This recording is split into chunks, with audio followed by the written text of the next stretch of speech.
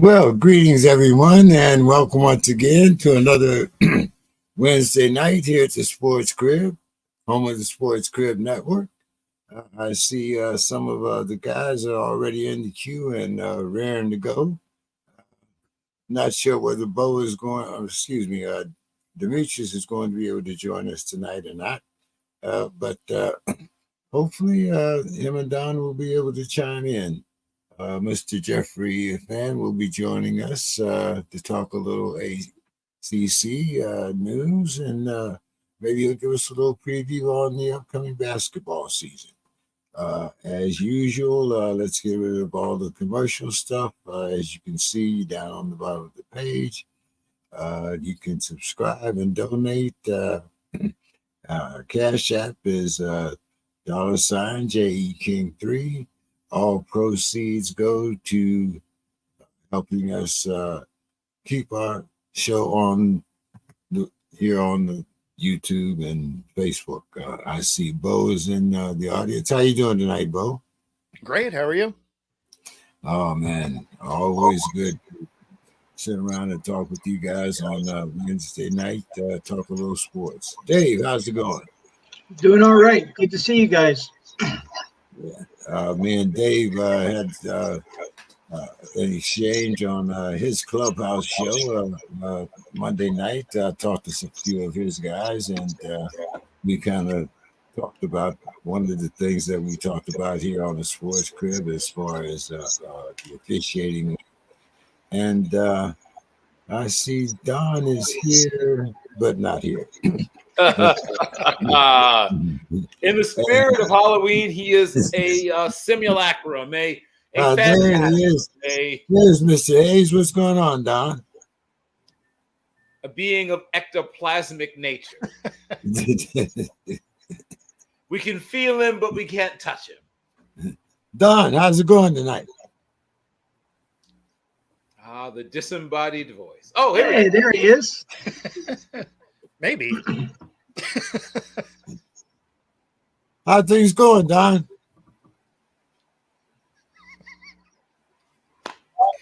Five, hey, James. 6, 7, Sorry, 8. I have a few more little glitches in my computer, and there it goes again. But we can see you, so you're here in spirit. So okay, there we go. Can you hear us now? He'll hear you in about 5, 6, 7, 8. Yeah, barely. Oh, you almost had it down perfect here, Bill. How's it going tonight, Bill? Are you in like Antarctica or something? Like, why does it take so long? From space station Zebra. Hey, it's the same aliens that started the California fires. So anyway, so how's it going, Bill? It has been a really, really, really interesting time for a bunch of different reasons, but I can't wait to have Jeffrey on. I've been watching a lot of ACC football, watched the Georgia Tech UNC game a couple times to prepare for him, and watched a bunch of NC State, watched a bunch of Florida State. Florida State is probably the best balanced team in the country in terms of how many different ways they can beat you. It's going to be really interesting to see how things play out in the conference, because there's at least one more big upset lurking somewhere in the ACC. Okay, all right. You heard it here first from Bill. Let's see. Don, how are you doing? 5, 4, 3, 2, 1. I'm doing good. Can you hear me? Yeah. Yes. I'm doing good. Yeah. So, guys, it's a shame that Demetrius isn't here. There's some music playing in the background. Must be Bill. Like a xylophone. Yeah, it was his phone. Yeah. I'm disappointed kind of that Demetrius isn't here tonight. I had him all teed up with his black socks and the old man out on the lawn. But guys, as last I checked, it was 3-1 Rangers. Bo, expected? Yeah, I think the Rangers have finished this thing off.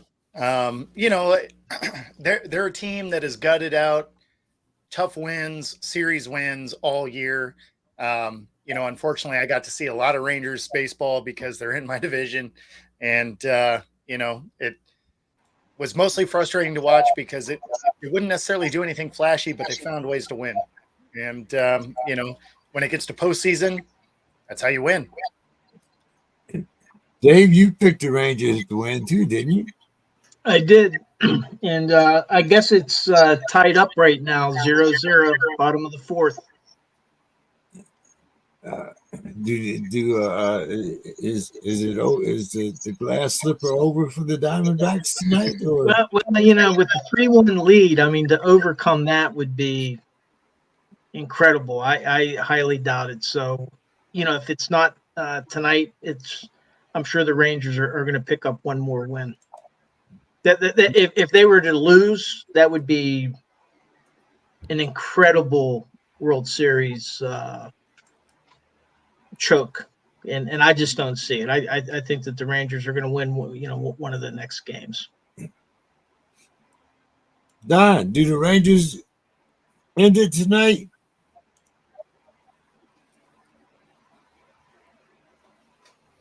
They should. I mean, Oh no!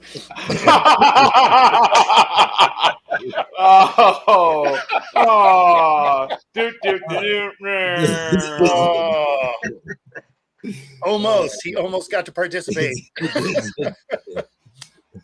Bill, what do you think? Yeah, well, I think we've all said this before. Shout out to the Arizona Diamondbacks for being here, right? They beat two better teams just to be here. And there comes a time, and I know I keep saying this, shout out to my late father, but he used to say, if you run around in the rain long enough, you'll get wet. At some point, certain things are going to catch up with you. The way that team is constructed, it is, I won't say a miracle, but it is admirable that they managed to even get to where they are. They should not be able to, whoever came out on the other side, they should not have been able to contend with whoever it was. Pick any of the teams that they should have faced or could have faced. The Astros, whoever, any of the teams that they would have come out of the other side should have been able to handle them. So this is first of all, let's talk about the managing job. Now, baseball managers admittedly lose more games than they win, right? Earl Weaver said that, right? He says, I'm trying to lose fewer games than my opposition. The other manager does. But when a manager's on a heater, just like when a player's on a heater, they're doing things right. They're pulling the right levers. They're leaving guys alone instead of getting in their heads and things like that, or getting in their heads instead of leaving them alone. But they're doing it to the right place, the right guy at the right time. So I think we should spend a little bit of our, while we're sort of, preparing the funeral dirge for the Arizona Diamondbacks, we should also mention that a lot of things went right, and a lot of people played above their heads, people managed above their heads, people whatever that you want to say above their heads for them to even be here. So Tony Lubalu, D. Baxter, the Bobcat. Who else? Shout out to everybody, right? Ken Kendrick, the owner. Everybody kind of played at their very Corbin Carroll, Zach Gallen, everybody. Everybody did a really good job for this team to be where they are. A lot of people, like I said, just had career-defining moments for them to even be where they are. So I just like that you're digging for moral victories. Good job, little buddy. They are to be celebrated for having done what they've done, but they have no business, shout out to winning a game and not getting swept, right? That's good job. Yes. Yeah, they made it to the series. The rest of the teams did. Just them and the Rangers. Exactly. They get a ring, right? You do get a ring. They do get a ring. You might not get the ring, but you get a ring. You are standing on the podium and you're on the second highest step. See, there you go. All right. So, like you said, Bo, shout out for the moral victory. That second ring isn't quite as fancy, though. No, not quite. And they somehow you never see the pictures of that second ring. Yeah, they tend to have less shiny things on them. They're equally Well, as I mean, big, you know, just they don't sparkle as much. Has anybody seen the Eagles ring from the Super Bowl? I'm just asking. I mean, Well, I mean, you don't get one for the Super Bowl; you just get one for the championship game. okay. So anyway, see, Don, here comes it. Don is ready for evening with us. Let's see if we can get him back here. Don, what did you think? Do you think the Rangers pull off that victory tonight?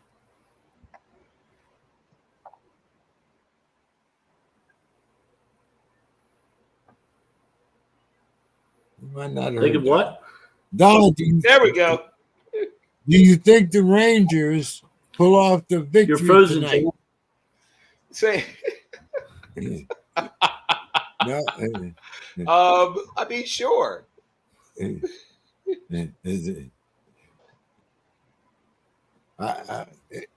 Okay, so What's the question, James?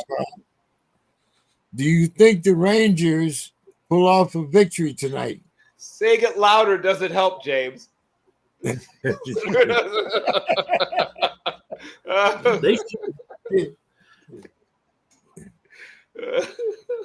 should. Baseball's a funny game, but I'm thinking they'll probably put away this time.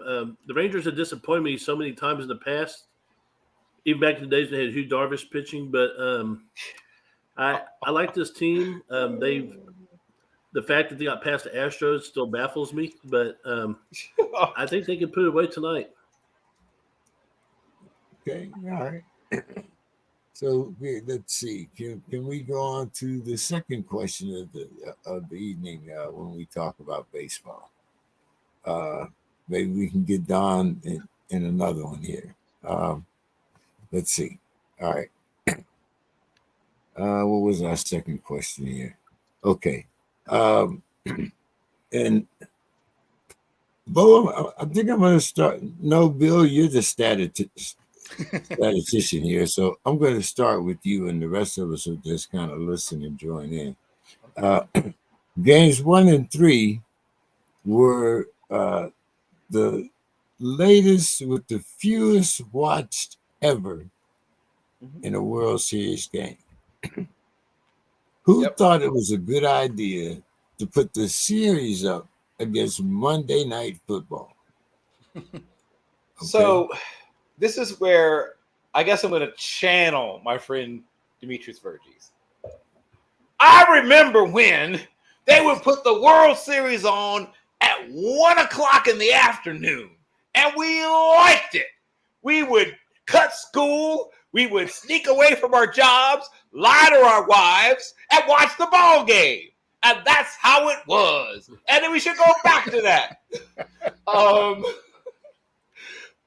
James, baseball has to at some point say to itself, we can't go up against football, right? I mean, that fight ended and they didn't win it 50 years ago, right? And they haven't gained any ground on football in the last 50 years. I think everybody knows that. However, the season takes a long time, not news to anybody. And now they've got to figure out a way to jam in their World Series around other things that people may want to watch. So I get all that. And it's potentially can go 7 games, though this one is probably not going to, but potentially can go 7 games.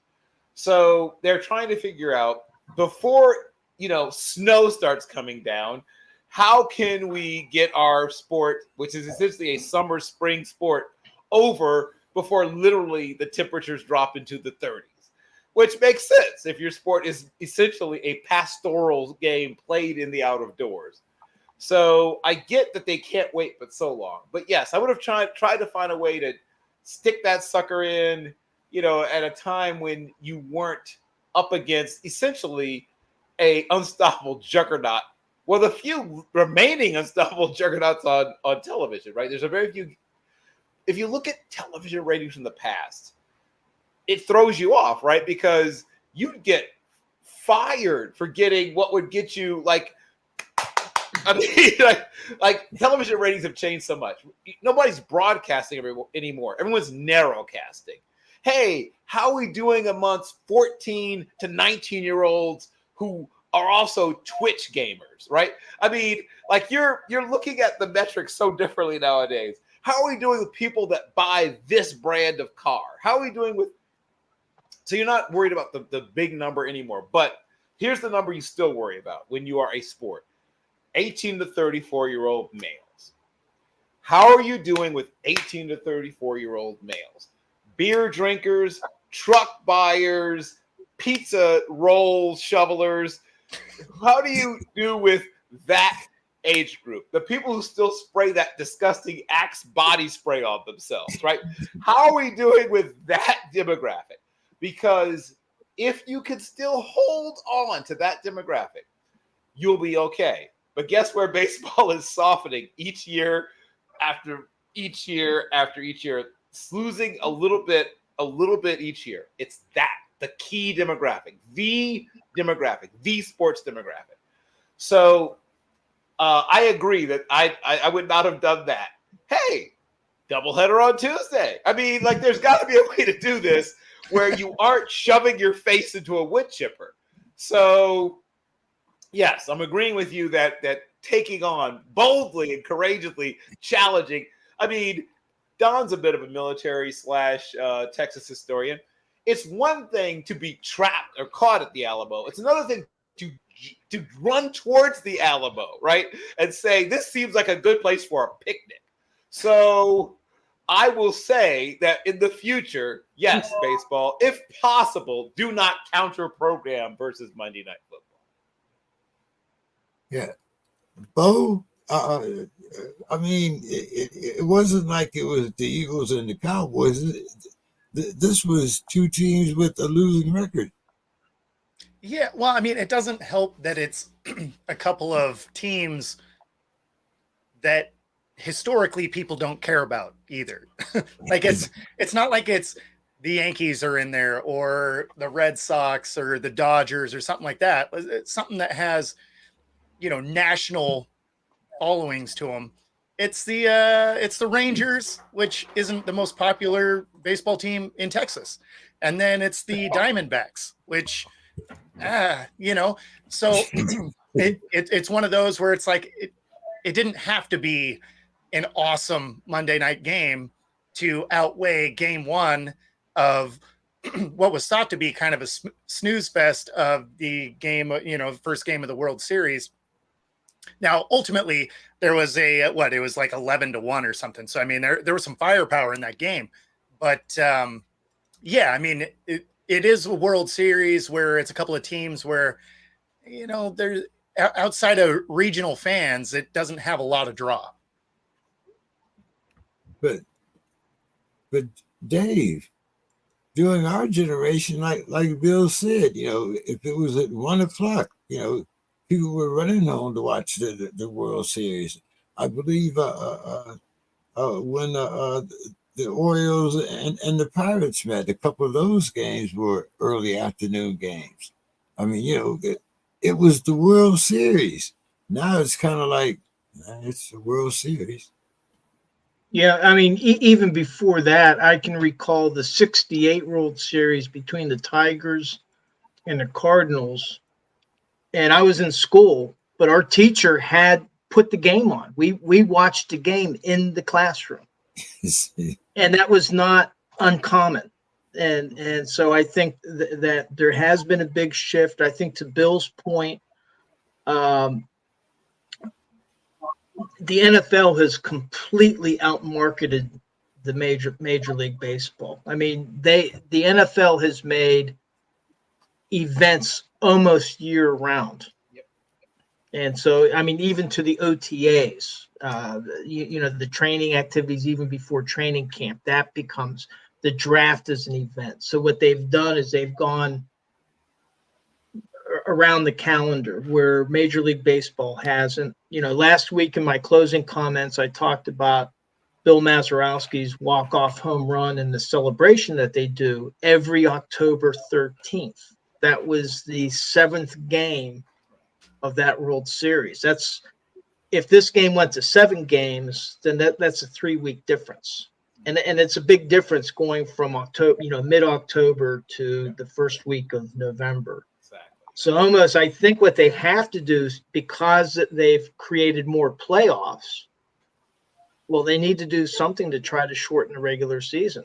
And Bill mentioned more doubleheader. I think that they may have started playing more scheduled doubleheaders, and maybe that's something that they have to do. But the other thing I'd like to mention is not only did they schedule a game on Monday Night Football, but for that demographic of like 40-year-old men that have kids, it was Halloween night last night. Yep. Yeah. And that's probably not a great night to be hosting a game. So I think that they kind of they could have scheduled around it.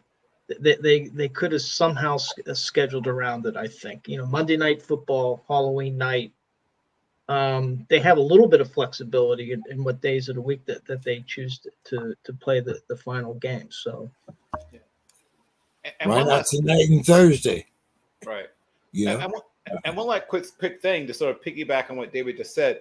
If you want to understand how differently baseball and football, and there's some differences in how their drafts work, but look how differently their drafts are monetized / marketed. When's the last time you heard someone said, "I'm taking a couple of days off work to fly to the baseball draft"? Think hard. Think very hard. Don, what do you think about that? What do you think about the coverage of the World Series, Don? And 5, 6, 7, 8. I think it's a mistake to have it compete against Monday Night Football for sure, because, I'd love to see the Rangers play, but if given a choice of baseball or football, just by nature, I'm going to go to football. Now, I'll channel surf. I'll go back and forth, but it'd be like a 60-40 on the football game, because a lot happens in football. You could be finishing the first quarter and the game is still in the first inning. It's crazy. You just never know. So, you're able to switch back and forth, but, football, the ball's being snapped at least within like every 30 seconds, that play clock. Same with basketball. Baseball, they do have a little bit of a time now, but it's still much slower, so you can feel safe to go back to it if you need to. But yeah, to have Major League Sports competing on the same night, I think the Spurs were playing that night. Shit, I don't know, but it's crazy. In San Antonio, people watch the Spurs. Yeah. To your point, Don, is when we started this conversation, the game was in the bottom of the 4th. It's now midway through the 5th inning. So, and we've been talking, a bit about this, and it's basically gone an inning. Yeah, and there was some peewee football and someone playing the flute. Like there was a lot of stuff going on.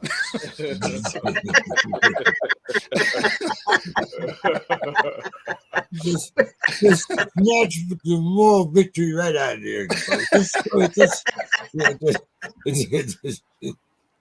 Boy, okay, all right. The women in my life, they'll watch the Super Bowl just for the commercials. Why don't they put on some cool ass commercials for the World Series? Nope, that might help ratings. Who's gonna pay $2 million for a World Series commercial? Yeah, that's what I thought. Nobody can name one. That's the well, let me. Ben Gay or what are they gonna be? AARP is going to be killing it. Yes, right. Yeah. Sandwich between the four hymns and the exactly. Yeah. It's going to be like a random yoga commercial for the 7th inning stretch, just to make sure you still can. Like it's So I mean, it's a good idea, but like how do you can't commercialize baseball anymore like you can football. Like I mean, at least that's being all about the dollar.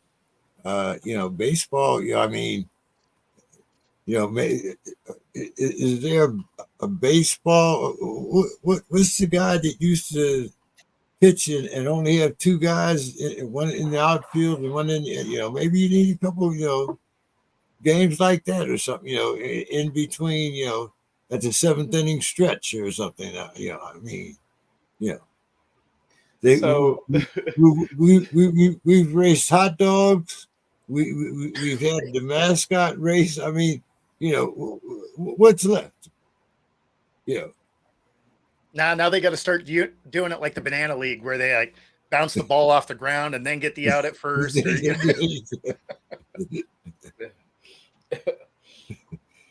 Demetrius will be loving this. Yeah. He's mad at this conversation. Yeah, I really teed it up just for him. I was. That'll teach him not to show up. Yes, as everyone just jumps off the top rope onto his favorite sport. Oh, shoot. By the way, Don, what's going on with the was it you were the strength and conditioning coach for the cheerleaders? What are you still doing that this year? Yeah. I worked out with them yesterday, as a matter of fact. It's not like we're doing a lot of Olympic lifts or anything. It's more about stretching and building the core just so they can do their flips and flops and cartwheels and all that tumbling they do. They have a separate coach for that, so I don't get involved in it. But I'm just telling them do a bunch of isometric stuff. We work with the medicine balls. We do a lot of push-ups, sit-ups, incline, bench, that type of stuff. It's fun. Those girls are. I tell you what, there's some good athletes that they have cheer squad. Yeah. Like when I was in high school, to be a cheerleader, you had to be kind of limber and thin. And nowadays, they have to have at least two bigger girls because they're called bases, right? For their other little pyramid shit they do. So yeah. So we work on that type of stuff. But yeah, it's fun. All right, well, let's see. Jeffrey should be joining us here soon. We're going to talk a little bit about the ACC. But so I'll start off the conversation here with some of the other NCAA action. Don, while we have you here, it seems that I was looking at your conference, and Kansas, of course, beat Oklahoma 38-33. You have 7 teams within first place in the Big 12. And Don, although that sounds good for the conference, is it a disadvantage when it comes to winning a college football championship spot?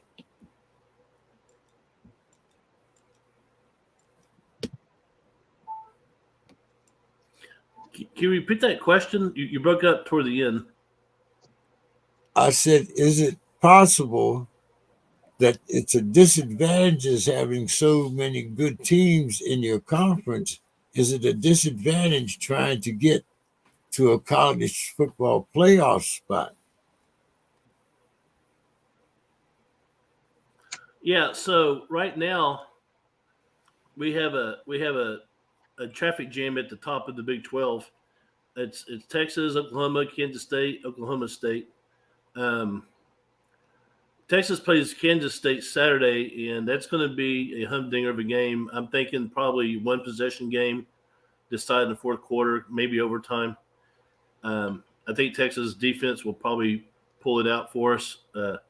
Offense, we have playing our backup quarterback who did well. Malik did pretty good against BYU, but it was against BYU. Kansas State's a whole different beast, so we'll be watching that. I think that the game of the week in the Big 12, as enticing as Texas Kansas State is, would be Bedlam, Oklahoma State, Oklahoma. First 3 weeks of the season, I had written off Oklahoma State, and they have come along like gangbusters. They're still the quarterback. They got a great running game. I think Oklahoma might have peaked against Texas, maybe, because they got beat by Kansas State, and that's the team Texas beat by 20 points. So, I think that game up in Oklahoma is going to be a big one this year, and I think they're playing in Stillwater. I could be wrong, but I think they are playing in Stillwater. So I think Gundy would be motivated to, say goodbye to Oklahoma with the big win. So it's. I think whoever wins the Big 12 will be in the playoffs, assuming it's not a 2-loss team in the championship. Don, you're driving to the Oklahoma State game, right?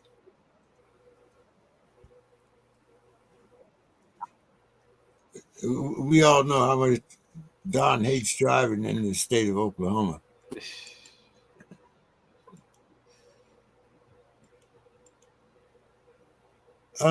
Dave, it seems that I have been very forgetful here while we were going through our antics with Don and whatnot. Sue's Corner. We're still waiting for Jeffrey. So what's going on in Sue's Corner this week, Dave? All right. Well, here's what Sue provided when she saw the agenda. She said a couple thoughts for the week. And Demetrius would be he's a hockey guy. Neck gear for the NHL. Yep. After the tragic death of former Pittsburgh Penguin Adam Johnson, the discussion has resumed regarding NHL players wearing protective neck gear. Even though the chances of dying from a slice by skates is unlikely overall, it is possible, as evidenced by Johnson's demise, and has happened a few times in the past, such as to a high schooler in Minnesota last year. Is there any downside to adding a neck guard to the uniforms? You do see them in youth leagues and some minor leagues already that make it mandatory. I'm not sure why you wouldn't want to wear one, or what's the big deal on making it an SOP. And then she goes, being a Penn State alumni and Steeler fan, I am not a fan of the Harbaugh brothers to begin with. They are super annoying, but also very good at their jobs, I have to admit. But enough is enough with Michigan. The cheating is blatant, and like any other organization, the buck stops with the boss, who is Harbaugh. Of course, some NFL team will pick them up because they won't care, but we are supposed to hold men that teach or coach our youth to a higher standard, I thought. So please don't give him the highest contract ever seen in college football. Such a bad message. And then she says, not to be a Pollyanna. So that was Sue's comments. Anybody want to comment on the neck gear thing? So the only thing that I've heard mentioned as a quote unquote negative is some players have complained that they found it slowed down their ability to react to things. Now, I think there are probably very high quality, flexible, Teflon, what do you call it? Not embedded, but infused fabrics or things that you could use, I think would be fairly lightweight and flexible. But, remember players resisted wearing helmets, right? I mean, not that long ago, you had the last helmetless player. There were goalies that resisted wearing goalie masks. So one of the things about hockey is that it has a lot of sort of old school thinking still left in it. And some of it's sort of pure machismo driven, and some of it's, I guess, driven by an attachment to a bygone era and traditions and things like that. But I cannot help but agree, even if there's a 1 in 10 million chance of someone losing their life, you should take all reasonable measures to prevent that from happening. Bo, I saw you shaking your head there. Did you have something to comment? I mean, no, I was just going to be a smart ass. I was going to make a Happy Gilmore reference about stabbing someone with a stick. Good evening, Jeffrey. How are you? Glad you could join us. Hey, hi everyone. Glad to be on. Well, Jeffrey, we're going to jump right down your throat here. You saw the questions that I had sent a little earlier regarding the ACC. So we saw that Virginia upset UNC, and there's been a lot of controversy or controversial remarks toward and from Dabo Sweeney. Do you think that Dabo Sweeney will have the desire to restore Clemson to its perennial contender status? And is Florida State the ACC's only hope for a college football bid? And to top it off, a little icing on the cake here, Jeffrey, the ACC unveils a 7-year slate for a 17-team league. Which one of those would you like to address first? We can start with I think we can hit on all of them. We can start with North Carolina. 2 weeks ago, they're flying high. They've got Tez Walker coming back, Drake May. They were just starting to hit their stride offensively. We thought that the defense had, it wasn't a great defense, don't get me wrong, but we thought they had turned the corner to where it wasn't a liability. We saw how well they played against South Carolina earlier in the year, and they've been pretty reasonable, defensively. And they got into a stretch where they got Virginia, where they had Virginia at home, and then we're going on the road to play Georgia Tech, who's had been really inconsistent. And a lot of people kind of thought, hey, North Carolina's fixing to take off here, and the defense just went completely south. There's no other way to describe it. They've given up over 600 rushing yards in their last 2 games. And, if they kind of overlooked Virginia, in an upset game, you felt like, well, they're going to come back against a Georgia Tech team who just lost to Boston College, it lost to Bowling Green. They had a little bit of an offense, but you felt like, all right, they're going to get, in that game and kind of get things right. And the fourth quarter of that game, they gave up 246 yards of rushing in the fourth quarter. And I mean, and on a night that Georgia Tech was honoring Paul Johnson, I mean, you thought Paul Johnson was back there the way Georgia Tech was running the ball. They completely ran it down North Carolina's throat. The Tar Heels had 4 double-digit leads in that game, and Georgia Tech came back each time. And I mean, it just kind of took the soul of North Carolina. I don't know how else to describe it, because they was no stopping the rushing attack of Georgia Tech in that fourth quarter, and it really looked like North Carolina's defense just laid down. I mean, it was Drake May and the offense, and then that defense went out there. And I mean, now there's questions again about North Carolina, just like last year. They start the year 9-1. lost to Georgia Tech. They lose their final 4 games of the year, and you're wondering about Mac Brown. Can he really right the ship? And this year they start 6-0, lose to Virginia, lose to Georgia Tech, and it's the same questions again. A team that's a loaded team offensively, especially. I mean, there's future pros on that offense, and the defense has enough talent not to be as bad as what they've shown the last 2 games. Fortunately for them, they got Campbell coming up next. I mean, they shouldn't have any problem there, but it's already starting to look like a what could have been season for North Carolina yet again. What about Dabo? Yeah, that was something else on Monday night. The Tyler from Spartanburg. To be honest, I think that the caller, he took it to a personal level with Dabo. I mean, there's no question that Clemson's underachieved this year.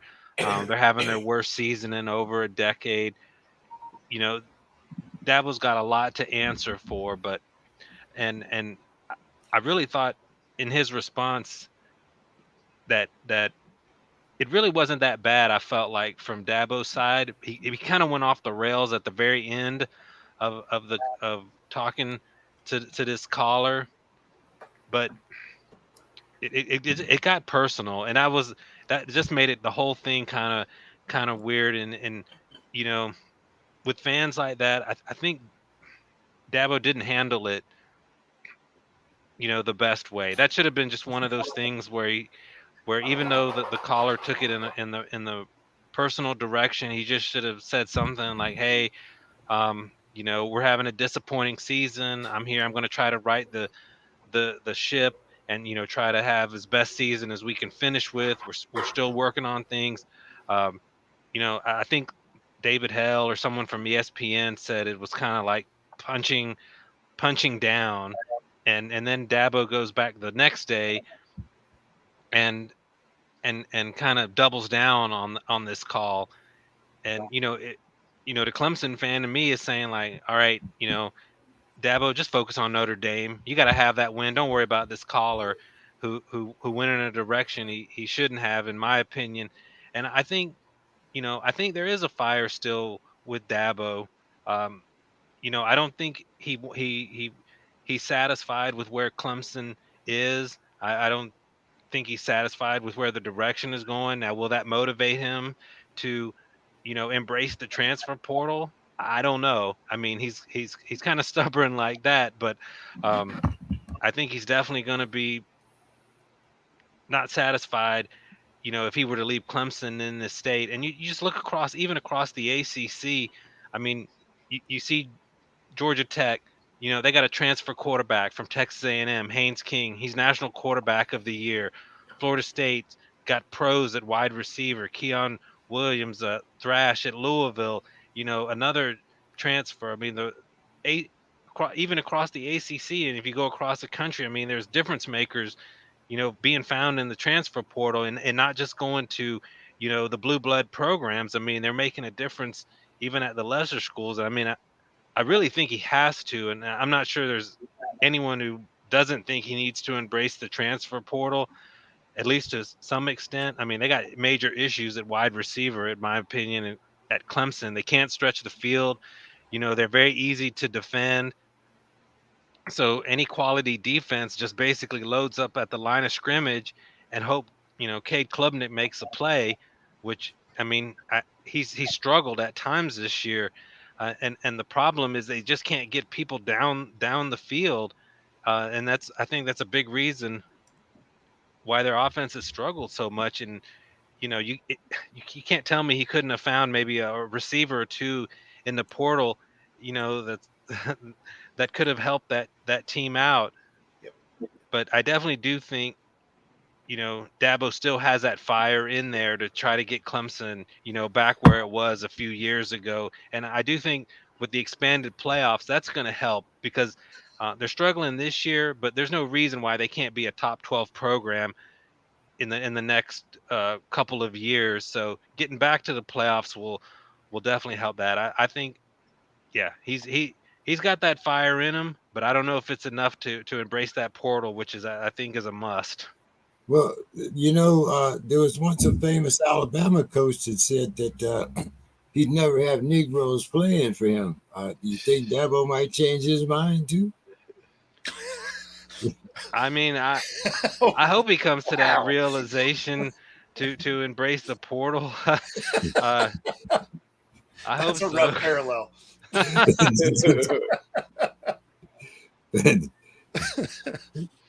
Well, I mean, how long is never? I mean, that's it. Those are Dabo's words, not mine. I mean, Yeah, well, you mean the same Davos when he said he would quit if players got paid? That same Dabo? Yes. I mean, and Dabo going crazy when things aren't going right shouldn't be a big shock because it's not like he was that different when things were going well. I mean, if you listen to some of his press conferences then, you would have thought they were going after him when he was winning. Yeah, he definitely marches to the beat of his own drummer. Well, tell us a little bit about Florida State there. Yeah, I think Florida State's in a really good position. They've gotten through the trickier part of their schedule. Everyone looked at the September, before the season, LSU and Clemson, if they could get through those two. We know Clemson's dropped off, but it's still no easy task winning in Death Valley. They got there.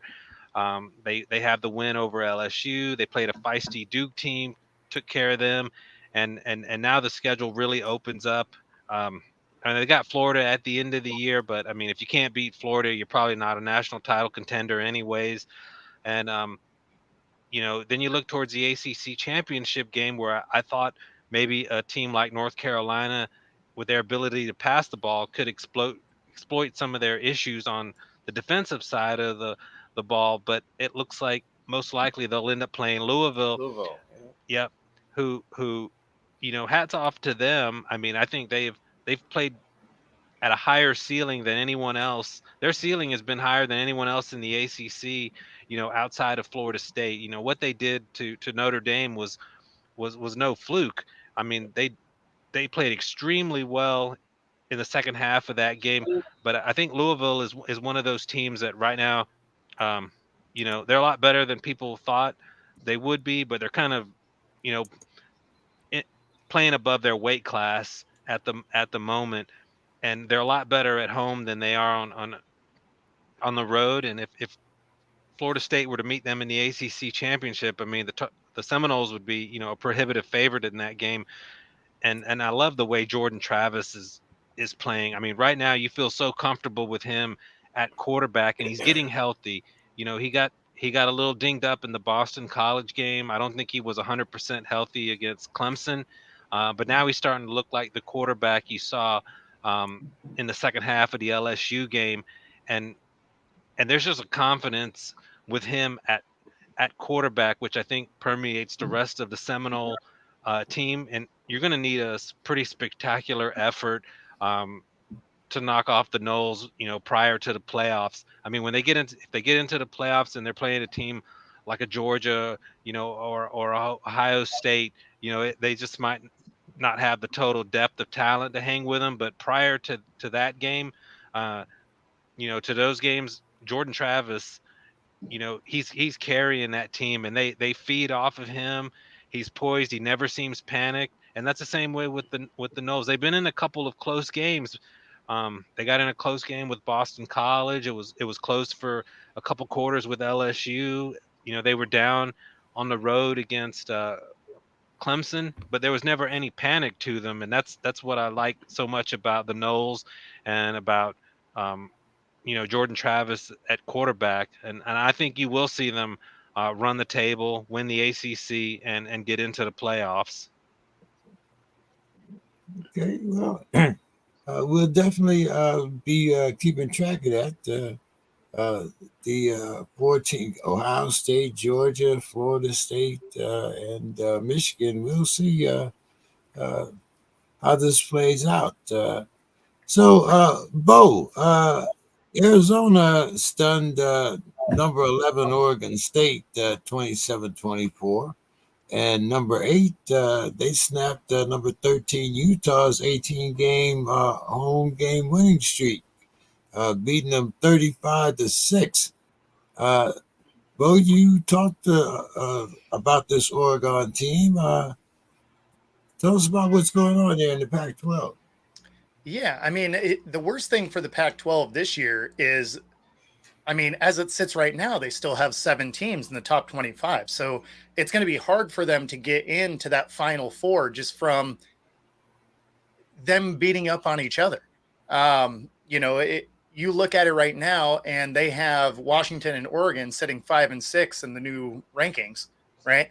And as long as both of those guys play out the way that they probably should, that'll be the championship game. So at that point, you have a 2-loss team. So even though they would probably have a really good shot at winning a title, they'll be on the outside looking in because the odds are they'll be a 2-loss team. Well, that is if Oregon gets it. I guess if Washington gets it, it'd be 1 loss. But if Washington gets it, I probably, if they win the Pac-12 championship, that's probably a win and you're in type of scenario. They probably land in that 4th spot somehow. But if Oregon happens to pull off the win over Washington, they're probably on the outside looking in. Yeah, I did want to ask Jeff while he's with us how he feels the infusion of the 3 Pac-12 teams into the ACC is going to impact recruiting with the rest of the ACC. Oh, yeah, we did forget about the last part of that question. That 7-year slate. Jeffrey, after you answer Dave's question. Yeah, I mean, I think it'll open up, recruiting. I think into Texas, into California. I mean, those are really talent-rich states. I mean, I don't think it's going to be like a game changer completely. In those states, because we're still talking about, we're not talking about gigantic programs, to be honest, when you have Stanford and Cal and SMU. But I mean, I do think, there will be, a few more players to come out of there. I think that's, Clemson goes out to California from time to time and had some recruits. Uiagalelei was from out west. So I mean, it definitely doesn't hurt. I'm not sure if it'll be like a gigantic game changer, but being in those states, I think that's what the biggest thing is. You'll have the ACC network in those states. Recruits in those areas will see more, ACC football. They'll see more of the teams out there, and I'm sure Florida State won't mind going into Texas and some of the other schools that recruit. Nationally, definitely will be, benefiting from being able to go out to California more often as well. Thanks. Yeah, for sure. And as far as the scheduling, I mean, 17 schools, it's kind of hard to make that work. I mean, it's an awkward kind of situation with schools spread out across the way they are. But I guess that's just the way of college football and college athletics now. I mean, you just got to try to make it work, and I think they did as well as they could have done. I think by getting rid of the permanent rivals for some of the schools, I think that kind of opened things up. They didn't stick by one rule to say, hey, we're going to have 2 permanent rivals, and I think having already gotten rid of divisions made it a little easier. Because now over the next 7 years, there's not an ACC school that's gonna not play another ACC school at least twice over the course of the 7 years. And I know some people were saying, hey, if you don't have a permanent rivalry, it's not a conference. But I'm kind of on the other side. I'm like, if you don't play a school, if you have a graduating class that doesn't play another school at least once, it's not really a conference. And they've managed to be able to do that. They have the West Coast schools playing each other as much as they possibly can. Cal and Stanford, and okay, SMU, they're just happy to be there, so they don't mind, any scenario. And you were able to still maintain a lot of the traditional rivalries. I mean, you're still going to have Florida State, Clemson every year. You're going to have Florida State, Miami every year. The North Carolina schools are still matched up pretty frequently. So, it's not a great situation. I mean, I don't think anyone will say it's a great situation, but I think they did about as well as they could have. So, certain teams can go out west. I know Georgia Tech, their AD had talked about wanting to be able to go out west, and they didn't have a permanent rival, but they're still going to play Clemson 4 times in 7 years. I think Florida State 3 times. So, I mean, they're still going to get to play their regional opponents as much and get to go out west. So, I think it was about as good as it could have been. Best of a bad situation. Okay. Well, let's see. The Buckeyes leading rusher, running back Mayan Williams, has season-ending surgery. The Buckeyes are ranked first in the college football rankings, ahead of Georgia, Michigan, and Florida State.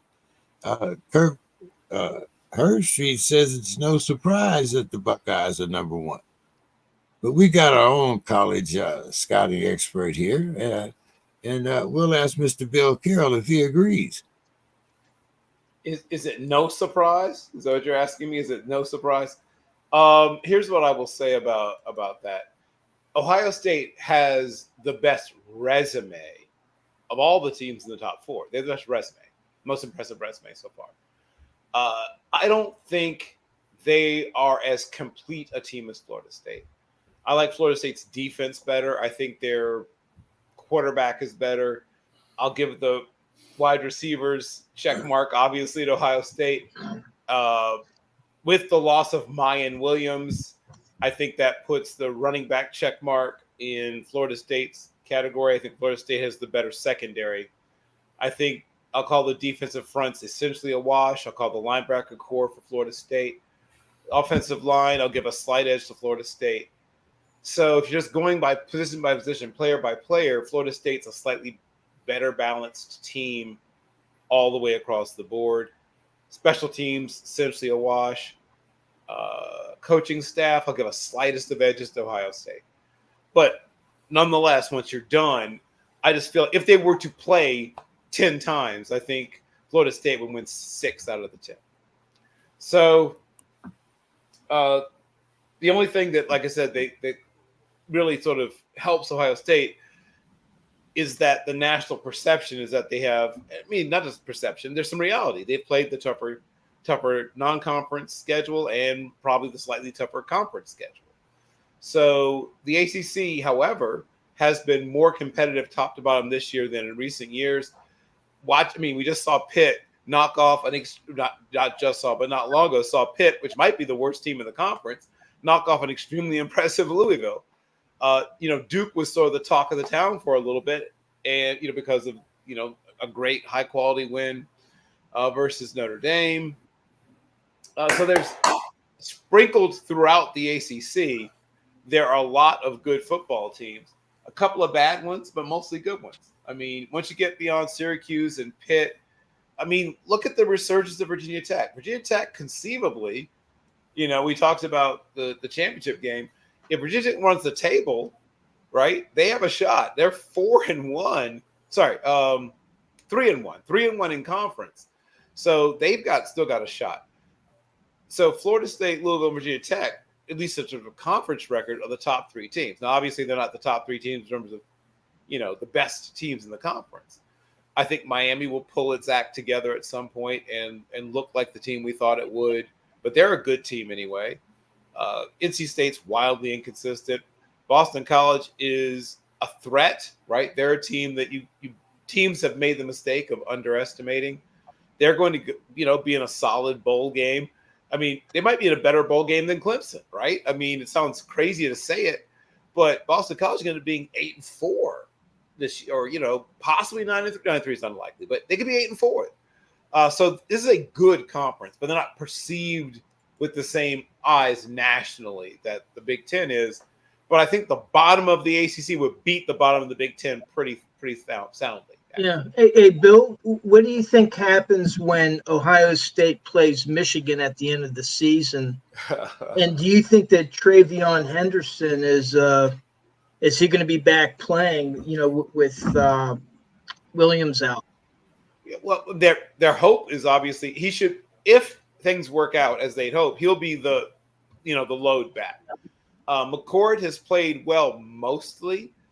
He's getting better at seeing the whole field. He's getting better at seeing, those deep dropping linebackers that gave him trouble earlier in the season. He's getting better at seeing, robbers and things like that.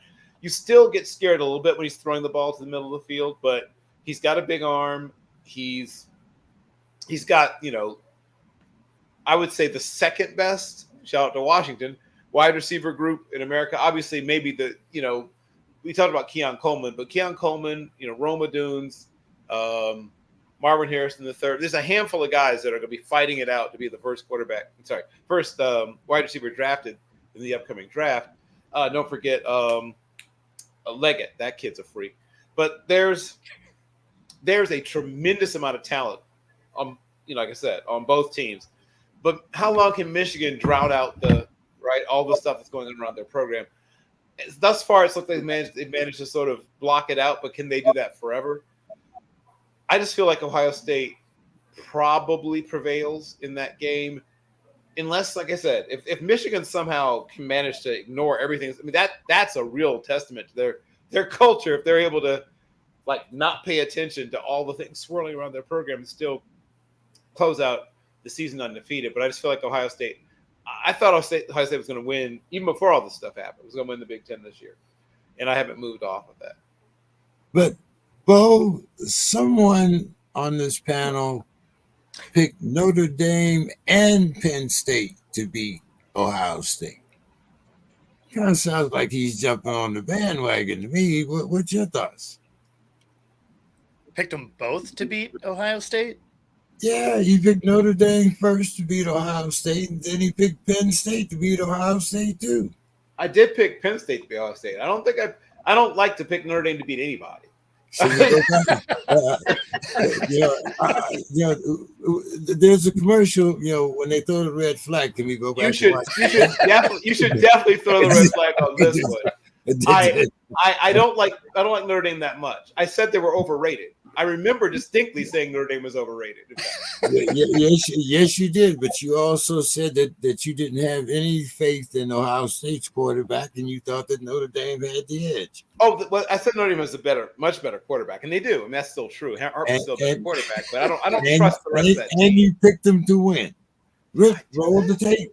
Anyway, you should definitely roll the tape on that one because I don't like sounds like maybe one too many Xanax before the show. There you go. Yeah. What I would tell you, it was in the Penn State game. It was 13-6 with 4 minutes to play. Yeah, no, I distinctly remember picking had done anything. They might have been able to pull that out. Right. I distinctly remember picking Penn State. I remember that clearly. I remember saying I like Marcus Freeman, but I don't like that team. I guess I feel like you needed that tape sheet up. I guess using anonymous didn't work there, huh? That's because no one else on this panel would have done that.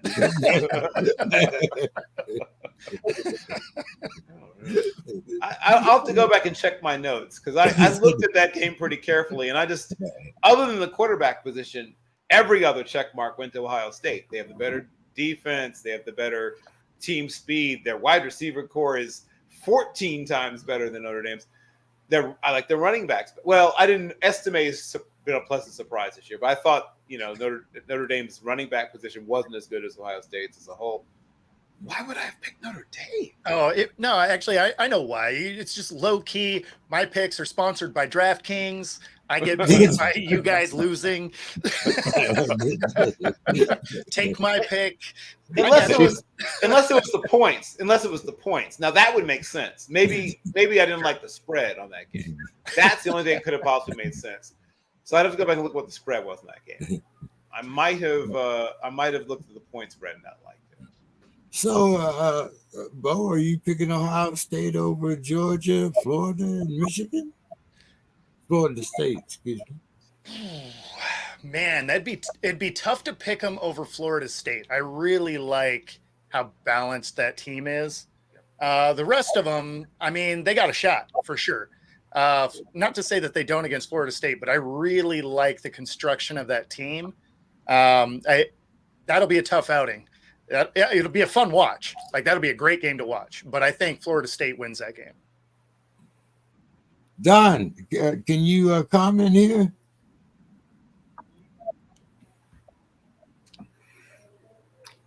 On Michigan, Ohio State? On who you think is really number one? Is do you think that's a true ranking by the college football playoffs, or do you think that Georgia, Michigan? Yeah, right now, I like. So my top team right now would be Georgia.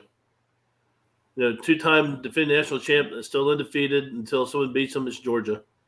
Then I'm going to go Michigan on that one, and then I'm going to Washington. I saw that Penix kid in the Alamo Bowl last year, and he's legit. For my fourth team, I'd probably go Ohio State just for shits and giggles. But where it gets tough is that 5 through 8. That's when it gets tricky. I think Texas was 7, and I can live with that because Oregon and Michigan, Ohio State. One of those guys will knock each other out. Alabama might sneak in there for the championship game and knock out Georgia. You just never know. We still got a lot of football to play, but I like where my horns are at number 7. That's a pretty good position to be in. Good as any. But yeah, I think Georgia's number 1 until proven otherwise. Okay. Jeffrey, what's your thoughts on that number 1 ranking there? Ohio State, Georgia, Michigan, Florida State, or somebody different like Don? Yeah, I mean, I think right now there's an argument. You can make an argument, I think, for number 1 for 3 or 4 different teams, and I'm okay with Ohio State being number 1 at the moment based on resume. I mean, the Penn State win was good. Winning in South Bend, even though I really feel like Notre Dame gave that game away. They dropped 2 interceptions on that final drive, gave up a third down. Was it 3rd and 11 or 3rd and 17 or something crazy, and a 4th down play? Then the 10 men missing on the field. I feel like Notre Dame really gave that game away, but that's water under the bridge. Ohio State left South Bend with a victory. So, I mean, in that regard, I'm okay that Ohio State is ranked number 1, and I would rather go on resume, on quality wins, than to put a Michigan or a Georgia number 1, who have 0 marquee wins at this point between them. As dominant as they have looked at times, I mean, they don't have a win I would quantify as a quality win on their entire schedule. Really, Michigan. So in that regard, I'd put Florida State number 2, who has the LSU win, and just that right there puts them ahead of Michigan and Georgia. Then I probably would. If you're still looking at resume, I think you can make an argument for Washington being in the top 4. I mean, they probably have the best win of the entire group over Oregon, who I don't think it's out of the question that Oregon might be the best team in the country, but they did lose a game. So I would probably rank it Ohio State, Florida State, Washington, and I would put Georgia 4th and Michigan 5th.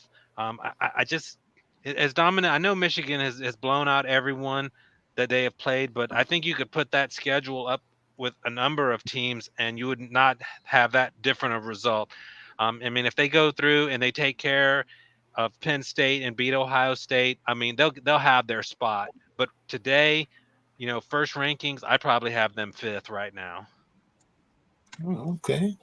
Hey, well, Jeffrey, always good to have you join us, and we appreciate all your comments and remarks. You want to give us your final thoughts, and we're going to get into the NFL. You can stick around if you like, or you can give us your final thoughts and tell everybody where they can find you at. Yeah, as always, enjoy being on the show with everyone. Love talking college sports, and this is my final thought. This is my favorite sports time of the year when college football, is in full motion and college basketball gets going.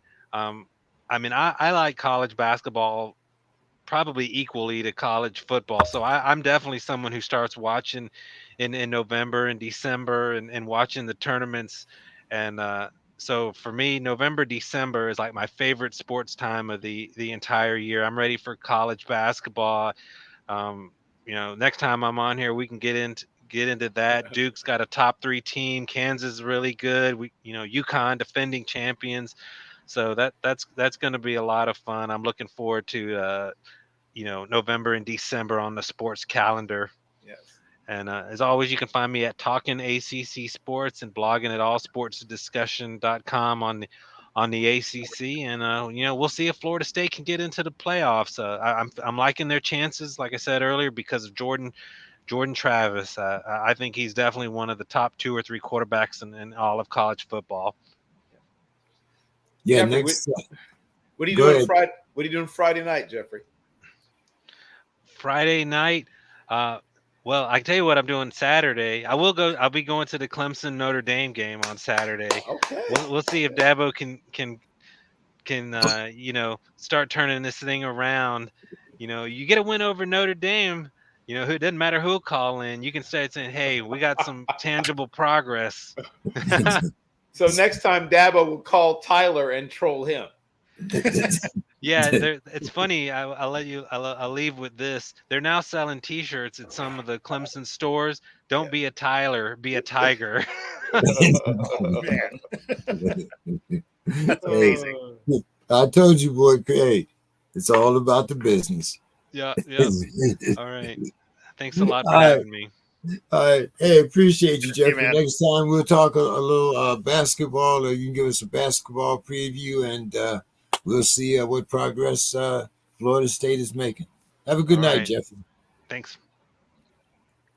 Hey, just one quick thing on the Ohio State. The AP and the coaches poll both have Georgia and Michigan ranked ahead of Ohio State, which I just find that interesting. And that's the beauty about having the college football, the championship games, because then it's going to be resolved on the field.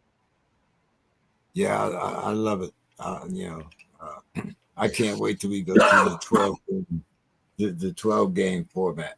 I mean 12 team format. Sorry. So let's talk about some of the trades and some of the things that happened in the trade. But before we get started, I was talking to a friend, fantasy football, as a matter of fact. But we start thinking about reality. So I kind of broke it down to 2 wide receivers in each league. And who do you think is the best between these 2? I know there are others, but I'm just regarding these 2. So in the AFC, I'm thinking Tyreek Hill or Stephon Diggs. And I'm speaking of which one, if you had to pick one or the other, first pick, second pick. And on the NFC side, a healthy Justin Jefferson or A.J. Brown. Don, would you like to start out with this? So for that one, so asking for a friend, and you're a friend, I'm going to take Tyreek, the Freak Hill, and then I will take A.J. Brown.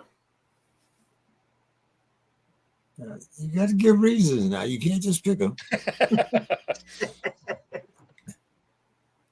Well, Tyreek is Tyreek. I mean, I had a chance to see him play up close and personal when he was at Oklahoma State before he beat up his girlfriend and got kicked off the team. Where's my music at? Jeez, man, you know. So you're saying he has some fight in him? Don, you always say, you always get us started. Though I gotta, you gotta admit, Don brings the fire to the show. So, we got to give credit where credit is due here. So let's yeah. So hold on, Don. I just think that Tyreek is Tyreek is the most explosive player in the NFL. Okay, now go ahead, Don. Go ahead. You brought the adult side to the show. So go ahead. Yeah, and then of course AJ Brown. I mean, he's been doing the Eagle thing. I mean, he's put up good stats, good numbers. He has a good quarterback. So I think that those are two I would go with. And it's kind of hard for me to say, well, pick the Eagle. But if I'm in a league where somebody's being chance to win some money, or whatever, I'm going with that Eagle. Fly Eagle fly. There goes grandma's insulin money. Okay, Dave.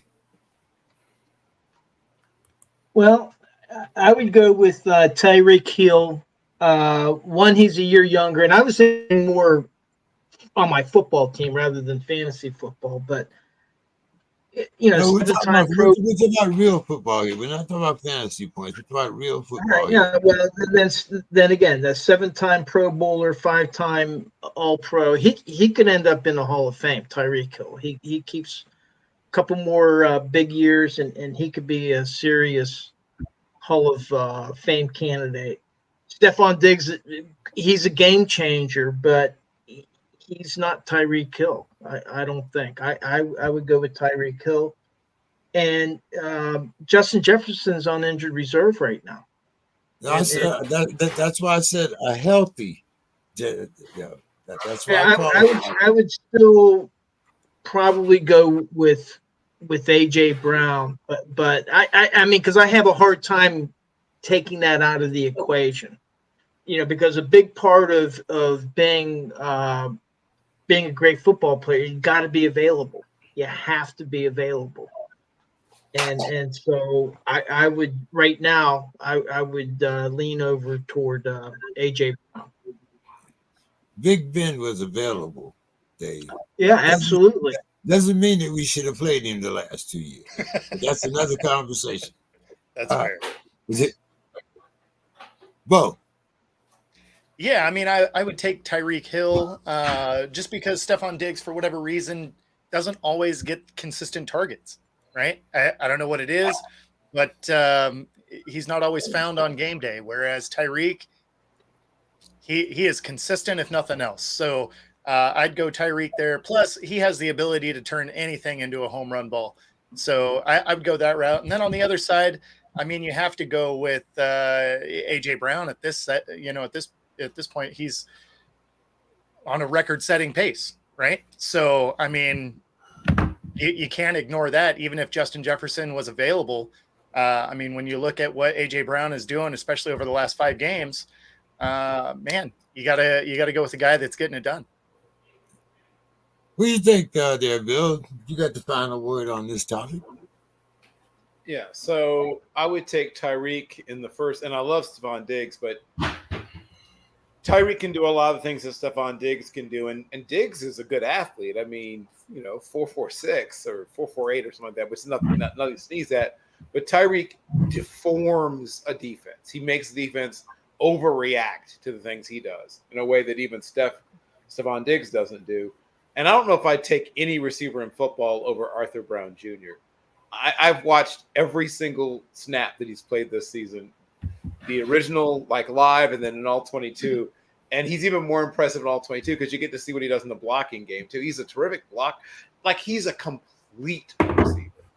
He does everything you want from a receiver. If you say it's 3rd and 6, I need you to go right into the middle of the field and get hit by a linebacker and a safety. Sure, whatever. If they say I need you to seal the edge, against, well, I guess now your teammate, or whatever, but pick somebody, pick a pass rusher. He goes out and seals the edge against 250-pound, outside linebacker / DNs as if he were a tight end. He can run all the routes at a high level, but where he stands out, once again, that baseball background, a guy who was a San Diego Padres draft pick, is his ball tracking, right? He is an elite level ball tracker. And that to me is what separates him from all the other people we've mentioned so far. And there's everyone you've mentioned is above average, but his ball tracking, you could see once again why he was an elite level baseball prospect, because he can run full speed to a spot, look up, pick up the ball, and beat somebody else out for it time after time after time after time after time. All right, guys. I'll pass that knowledge on to my friend, and we'll see. I might have a couple more wide receiver questions next week. Maybe even throw a couple running backs in here. So let's see. Let's start with Dave here. The Falcons try a different flight path, starting Taylor Heineke against the cousinless Vikings. Ritter has had 7 turnover in his last 3 games. 4 of those coming in the red zone. Heineke's pretty well traveled. We kind of know a little bit about him. What's your thoughts on Taylor Heineke being Falcons starting quarterback? Well, the first thing I wanted to mention is about Ritter. He was the second quarterback drafted in 2022, and it just looks like that was a bad draft class. The jury is out on Kenny Pickett after wasn't there talk of the Steelers being interested in Ritter, Dave? Well, it was more Malik Willis, and then Malik Willis was the 3rd one picked. He's now 3rd string with the Titans. Matt Corral is out of football altogether. Zapp is playing behind Mac Jones in New England. Sam Howell is struggling in Washington. And then you got Brock Purdy, who was the very last person in the draft. Now, he's having some problems now that they've lost some people. But right now, he's the best quarterback out of that draft, as far as I can see right now. So I think that they had to go to Heineke, and hey, he's a veteran. He didn't do that bad with Washington. He came in, but hey, they had gone to Sam Howell. So I think that the Falcons are probably trying to salvage their season. So if they're going to do it, now's the time to do it. Okay. Bo, the 49ers traded the 3rd round pick to the Commanders for Chase Young. Ohio State got there. Anyway. And should the 49ers bench Brock Purdy? Your thoughts there, Bo? So nice pickup for him. Obviously, a defensive front that has Young and Bosa is a scary defensive front.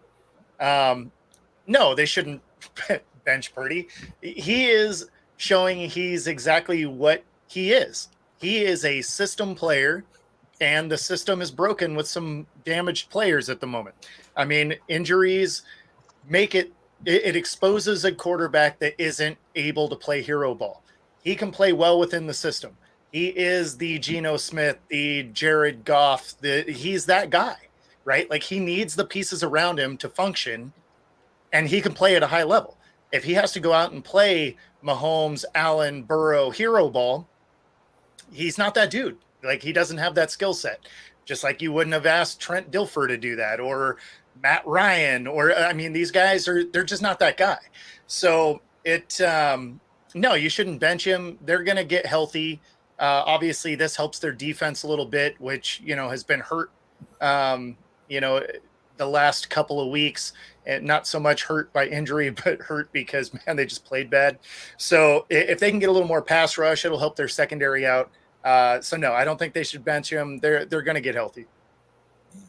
And the addition of Chase Young, even to me, it looks like they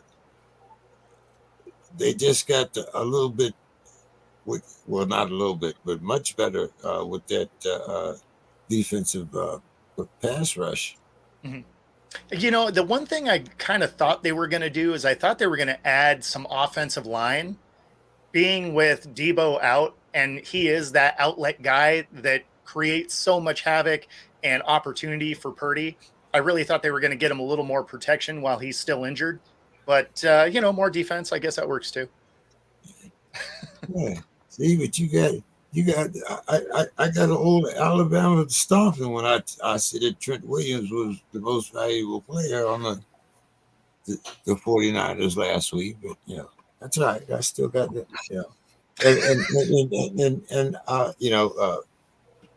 Dave, I know everyone picked the Steelers, and I said that I would have a nice bowl of crow waiting, but I figured with the performance of the defense, I could just eat a crow sandwich. So I'll get that out of the way now. I picked against the Steelers last week. I hated to do it, but that was a tough game to watch. Everyone picked against the Steelers last week, but except me. I was But anyway, So like I said, I broke it down because of the defense. Thank you once again, Mr. Watts. I felt I could break it down to a sandwich instead of a full meal. So, Don, the Packers says he's unsure that Love is the future of the Packers. Are there dark clouds hanging over Green Bay, Don? Yeah, and they're bringing lots of snow and ice, I'm sure. We knew for Green Bay this year's going to be full of growing pains, and that's been proven true. They got young guys. Love is, he's still wet behind the ears. So I'm not sure how patient Green Bay Nation is. The Packers are. But they need to be patient. It's hard to say. Well, this guy's he's not going to be our future. His first chance under center. So they just need to be patient. I've seen guys who threw 3-4 interceptions in their first. Well, okay, Troy Aikman, for example. If you judge Troy Aikman on his first season, that would not be a good thing. 3 Super Bowls later, he's a legend. So you gotta be patient with the young guys. Don, how patient can you be though? This is his 3rd year in the system, so it's not like it was a first year you're starting and you're making some bad decisions. I mean, he's had some time on the field, so I mean, I think that's where some of the patience is starting to run up on him, especially because so many of these guys are getting drafted and being productive year one without being with the team. Well, that's a good point, but I'm just saying, when you're the guy for your first year, I mean, that's just my point. Hmm? All right, we'll consider that point taken. Bill, minutes before midnight, Tuesday night, with the trade deadline looming, the Bears gave cornerback Jalen Johnson permission to seek trade partners. Yep. It's kind of like, maybe the same scenario that we went through with Jonathan Taylor is kind of playing out here. Giving Mr. Johnson such a tight window. I mean, did you think that you were going to get a deal done between midnight and noon Thursday? So was this just posturing, knowing that he had a tight window and couldn't get things done? Or was it kind of like, saying, we'll let you explore and maybe, dangle that extension out in front of him? Because either way, he's going to get paid next year. But what's your thoughts on that, Bill? Yeah, so it's sort of like telling someone as you're strapping them into the electric chair and, testing out the current. Yeah, sure. Here's some pen and paper. You can write the governor and see if you can maybe get a pardon. You could say that you're giving them the opportunity to seek a trade, but you're not really doing that. You're saying you did it, right? So they clearly had no intention of moving Jalen because they had plenty of people interested in it, right? So if they were interested in moving him, they would have moved him. I promise you, people picked up the phone and called asking about his availability.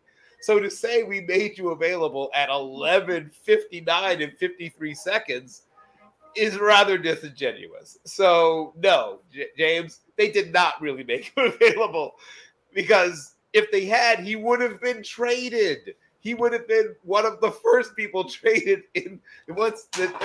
I promise you, we would have talked about him long before this point of the show. Hey, yeah, like you said, it wasn't like you didn't have suitors. The Steelers were one of them. Right. Yeah.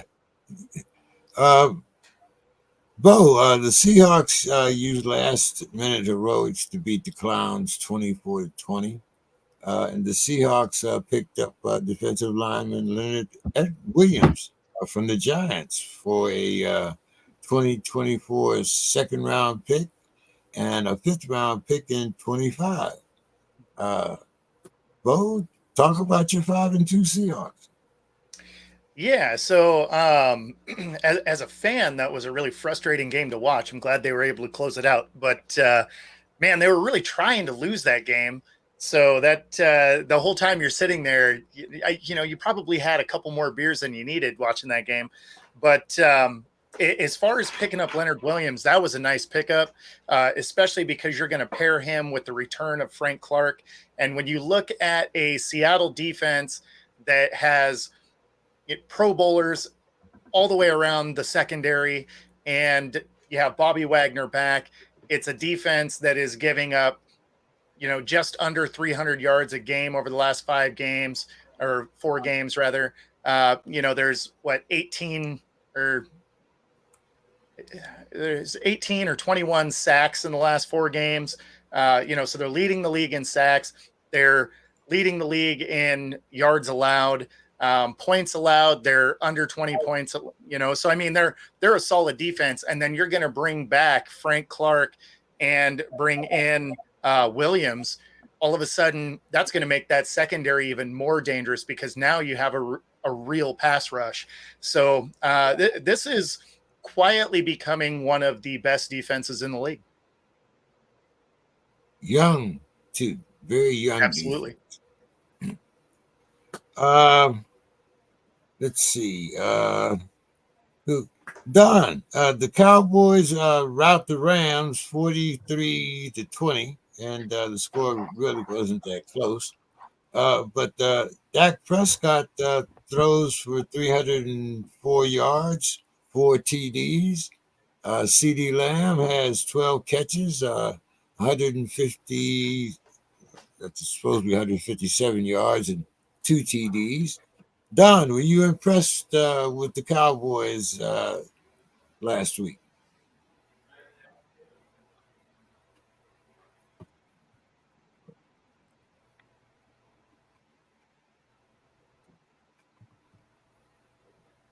Yeah. I thought the Cowboys looked great. Can they do that against the Eagles this week? We'll find out. the Cowboys are gangbusters against weaker teams. I want to see how they do against teams like Philly and and the Chiefs and maybe 49ers, these type of teams. So Cowboys they're a good team. Are they great? I'm not willing to put them in the great category just yet. The Rams were, they are what they are, but I think the Cowboys still, even though they have a great record right now, well, a good record, not a great record, they still have a lot to prove. And I want to cheer for the Cowboys, I really do, but I'm tired of getting my hopes up year after year and then getting let down. So hopefully Dak can continue and build on that success. Okay. I still think Michael Parsons is probably one of the best, if not the best, defensive player in the league. But that's just me being prejudiced. We all are homers to our favorite team. Dave, I'm going to kind of give you this, not just because Demetrius isn't here, but because everyone in our division is kind of familiar with Donald Peoples-Jones. And the Lions traded for him from the Clowns, and the Lions used Monday Night Football to spank the Raiders 26-14 to get back on their winning track. Knowing, and being kind of familiar with Peoples-Jones, Dave, did the Lions really improve their wide receiving core? Well, I'm not sure where the Lions are with their full receiving core, but if they needed like a number 3 receiver, and if they needed to fill that spot, then he's your guy. If they're looking for something more than that, then they because what was it, the second or third round pick that they gave up for him? Then they may have overplayed their hand. But I would say if for a number 3 receiver, they're in good shape. Yeah, he's such a good, like, big-bodied guy that runs a nice route. If they use him in the slot, he'll be great for them. Right. Bill, what's your thoughts? Well, as people may well remember, Marvin Jones stepped away for personal reasons. They didn't disclose anything much beyond that. But I think they're going to get essentially, they're very similar players. They're going to be essentially what they would have gotten from Marvin Jones had he not stepped away from the football field. He is 6'2.5". He runs, as was just mentioned, he's a good route runner, maybe not elite, but a good route runner. He's got enough speed that he can beat people deep. And, the Browns are receiving a 6th round draft pick. So, no, they didn't overplay their hand, I would say. If you're flipping a 6th round pick and getting back Donovan Peoples-Jones, I don't think that's overpaying by any stretch of the imagination. And it's not even a 6th round pick in 2024. It's a 2025 6th round pick. So I'd say they did a pretty good job there. Shout out once again to Brad Holmes, who I got to watch in his days as a defensive tackle at Hampton University. I still have my scouting notes on Brad Holmes. A rangy defensive tackle, sort of in the mold of not quite as tall as, say, John Henderson, but like he was a good 6'4.5", 6'5", and played about 271. But yeah, I think it's a very good move, and they need depth. They've had some injuries at the position. Jameson Williams is coming back, obviously, from suspension, but is not fully integrated into the offense. But basically, they are Amon-Ra St. Brown and Josh Reynolds have been carrying almost the entire load previously. Williams is now in the mix and now bringing in Donovan Peoples-Jones. Gives them now 4 solid receivers they can throw out there. And once again, a little more depth in case of injury. Oh, and sorry, Khalif Raymond also. Khalif Raymond mostly working in the slot. But that gives you now Josh Reynolds and Antoine Green on the outside. Antoine Green, of course, was a 7th-round rookie from Carolina. You have Jamison Williams and Dom Peoples-Jones lining up at the Z, and then in the slot you have Amon-Ra St. Brown and Khalif Raymond. Okay. Hey, that's it. I had some of these questions teed up for Demetrius tonight, but maybe we'll get him back next week. Don, is this a must-win for Dak more than for Jalen?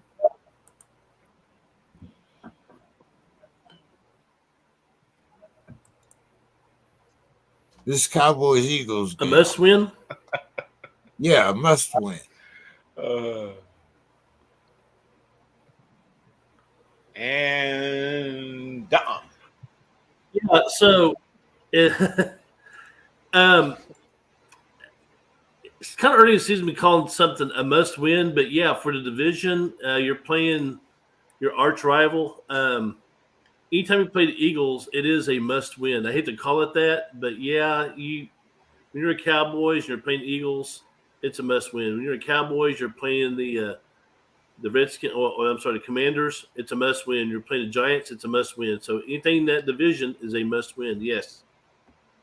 Even more so against the Eagles.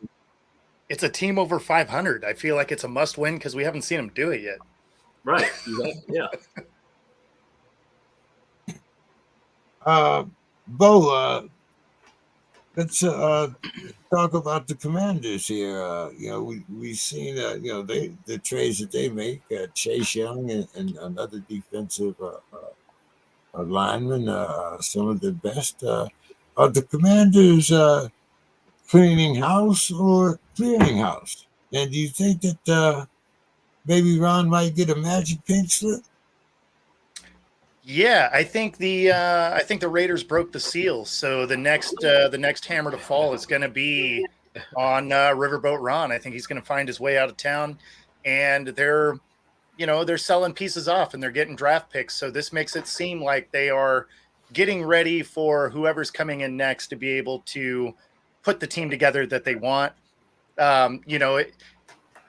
It looks like it would be a really good fit for a Harbaugh who's getting forced out of Michigan to take over a Washington team that will, by all means, look like it has a lot of picks coming their way. So he could build a team the way he wants. The other team I thought that might do that was the Raiders, but they're so dysfunctional. I'm not sure that Harbaugh would want to go there. But I could see him with the new ownership group giving Washington a shot.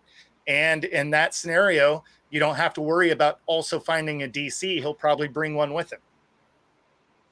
The NFL would love that. You'd have two Harbaughs playing their home games in the same state, 45 minutes away from each other. And I think another thing to Bo's points is that, this is new ownership.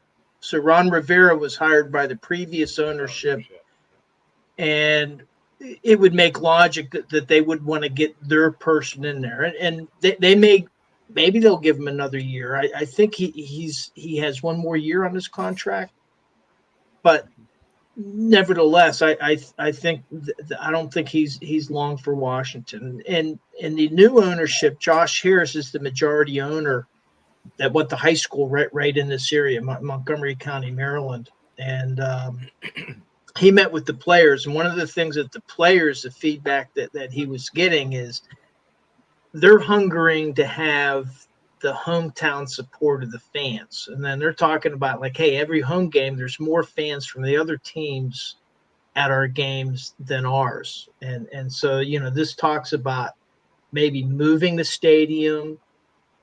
So there's a lot of things like with the new ownership, maybe going back to where RFK was and building a stadium there that might take a couple of years. But with the new ownership group that has lost a lot of fans in the Washington area. At one time, the Redskins, the old Redskins, were the number one team in the Washington area. There was no comparison. About a year or two ago, they did a poll, and the Redskins were like third or fourth among the local teams. They were behind the Nationals. They were behind the Capitals. I think that they were behind the women's WNBA team. I mean, it's just the Dan Snyder has really damaged the relationship between the fans in the Washington area and the Washington football organization. So this new ownership team has a lot to do, but part of it may be getting their coach, and they're going to be looking for a winner. And as my wife had mentioned, she doesn't like the hardballs. Neither do I. They're crybabies, but they are very good. They are very good. Well, you see Hardball over in Baltimore. He's crying after every game and complaining and all this kind of stuff. But he's a winner, and so is his brother. And so that would not surprise me. I mean, because this ownership group is hungry and they want to put their mark sooner rather than early on this team. Yeah. David, makes a big difference when you're crying into a $20 million handkerchief. But, yeah. Yeah. I'm just glad he's I not in wouldn't know San what Fran. that feels like. Right. Wouldn't No, mind I'm glad trying. he's not in San Fran because he is frustrating as much as he complains. So if he could, when he comes back, if he could land outside of our division, be awesome. Bo, the Eagles beat the Commanders 38-31 in a hard-fought contest. The Eagles may be looking ahead to this matchup with the Cowboys this week. But yet and still, they came out winners. The Eagles also acquire safety Kevin Barnyard from the Titans for Terrell Edmonds and a 5th and 6th round 2024 picks. Bo, Eagles winner chicken dinner. Yeah, I mean, I like that move. It helps out that defense, and the Commanders will play you tough. I mean, they won't anymore this year. They've pretty much done a fire sale on their personnel, but it was a good showing for the Commanders. The Eagles obviously were just a better team overall. I really look forward to this battle with the Cowboys because I think the Cowboys are kind of frauds. They haven't beat anybody yet, and I want to see if they can. And the Eagles are playing good football.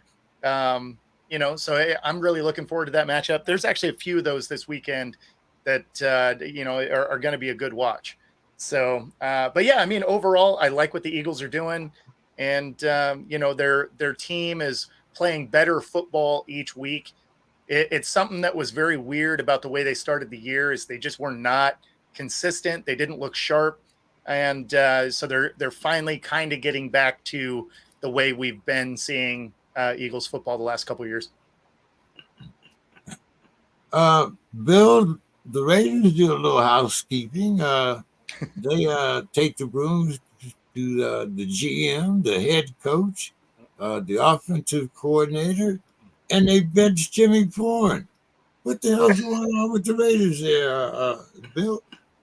Let me just take a moment to say I'm going to apologize to Mark Davis. I thought that Mark Davis was completely buffaloed by Josh McDaniels and was going to ride this out for a couple more years.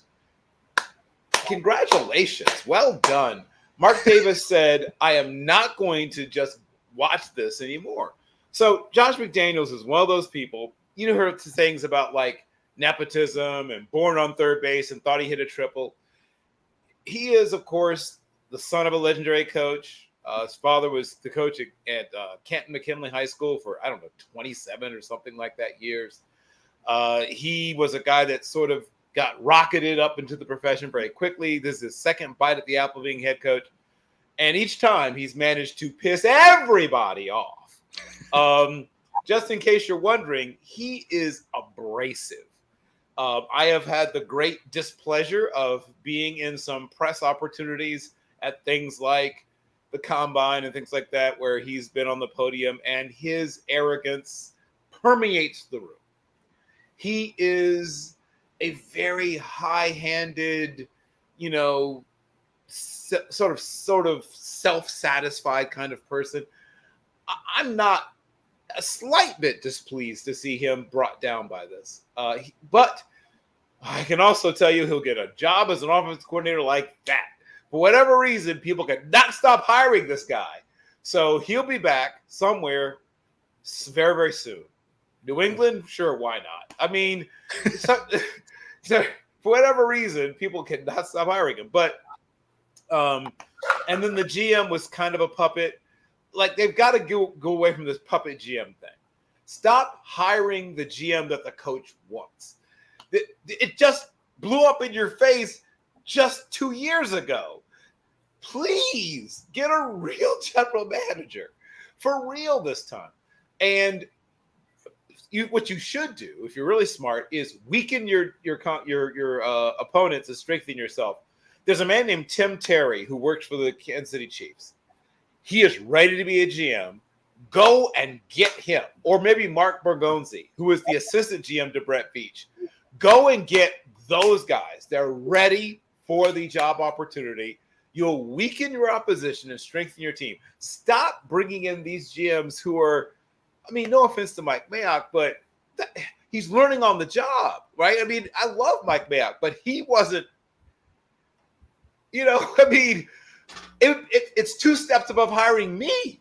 Like, what are we doing here? So I hope, one, they hire a real – I mean, I'm not a Raiders fan, but I think, like people say, the league's better when. But the league is more interesting when the Raiders do not suck. So hopefully this is a sign that they're going to seriously do this the right way. Hire the GM first, and then let the GM – Are we still talking about the Raiders? I know. But hire a GM first, and then let the GM hire the coach. Don't hire a coach and then say, who do you want to be the general manager? It's clear that doesn't work. The one thing about the Raiders I really thought they should have done is fired these guys a week ago so that your new coach could use the trade deadline to, I don't know, make your team better, instead of waiting for the deadline to pass and then writing a press release at midnight. Hey, it's the Raiders way. Sorry. Don, the Chargers quarterback Herbert throws for 3 TDs in the beatdown of the Bears, 30-13. Don, were you surprised that the Chargers weren't more involved in the trade? Not really. I mean, when you're trading, when you start making these trades right and left, and some teams are more involved than others, and some teams are scratching their heads. Why'd you do that? Why'd you do that? But I just think that I think the Chargers are maybe they're settled where they want to be. Okay. Bo, the Chargers get their first win over the Chiefs since 2015.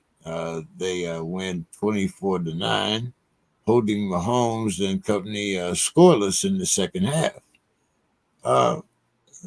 Bo, every garbage can gets a steak now and then. Or is this really improving the Broncos team? No. Broncos. No, don't let this win make you think the Broncos are something they're not. This was an absolute meltdown on KC. I would say they beat themselves more than they got beat. I mean, Mahomes throws 3 picks. They fumble the ball twice. You could be playing a Pop Warner team. If you turn the ball over 5 times, you're going to lose that game. So, and it's not like Russell Wilson was out there lighting it up, right? Yeah, on a stat sheet, he had 3 touchdowns, but he threw for like 118 yards. So it's not like he was moving them down the field. He just kept getting the ball inside scoring range anyway. So if they were playing a good team, that score would have been out of hand. You turn the ball over 5 times on your side of the field. So I don't take a lot that makes me feel good about the Broncos in this. I mean, obviously great for them. They get a win, but this was more about just the meltdown of KC than the Broncos coming in and establishing themselves as anything that we can look at next week and think they can duplicate. Okay. See, where am I going to go with this? Dave, the Jets stunned the Giants 13-10.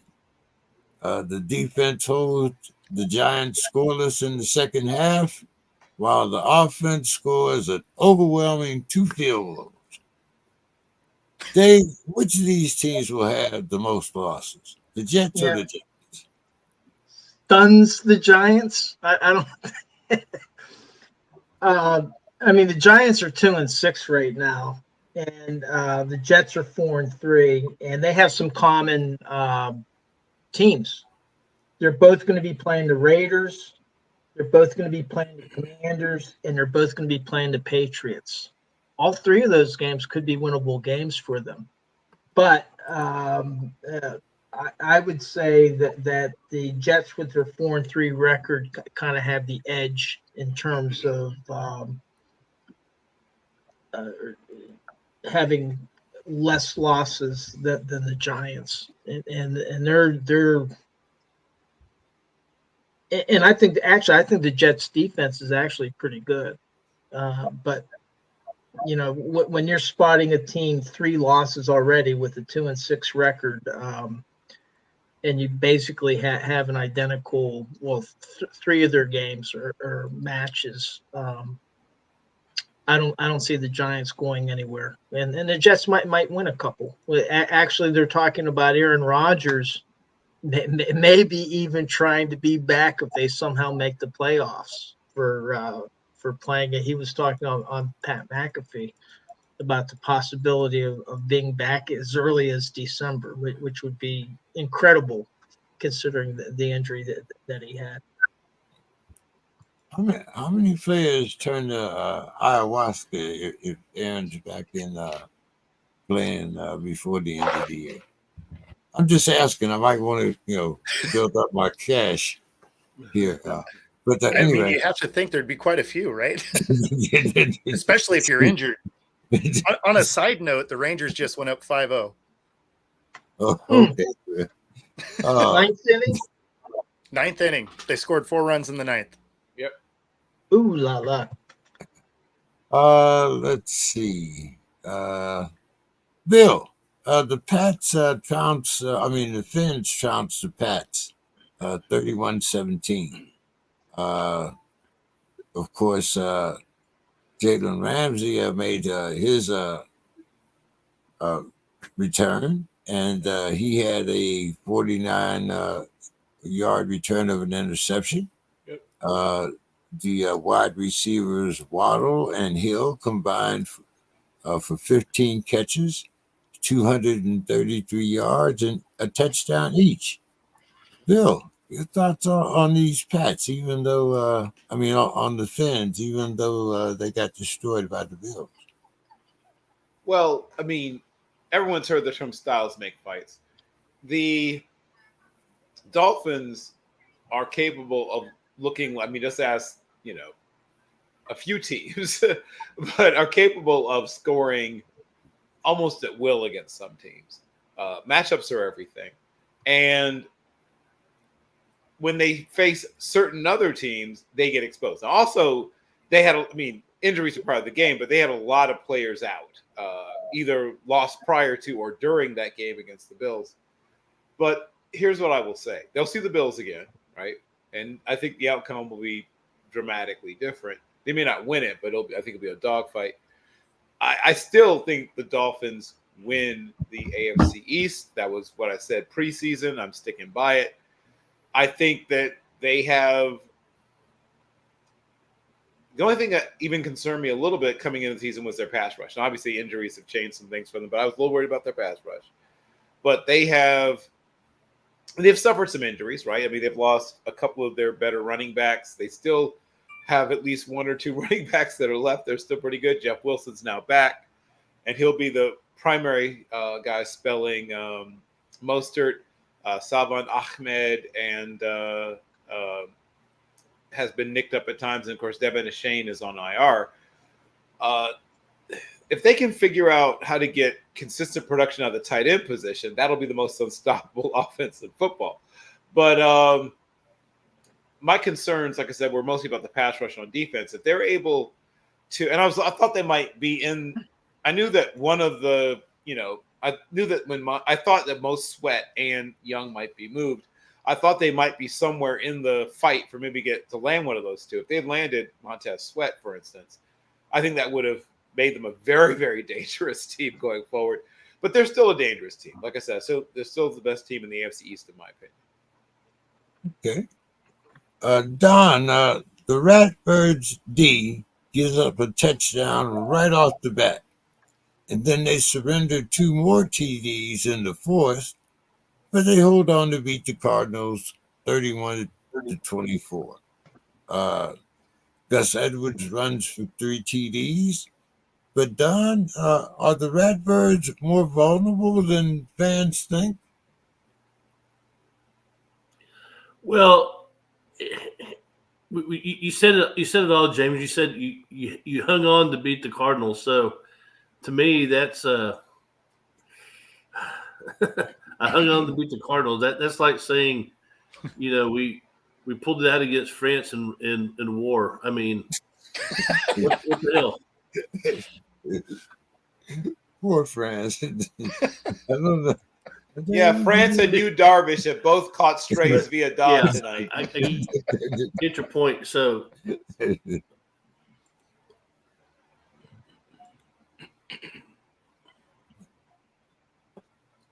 you freeze? So when you say pulling one out, so there's my damn computer.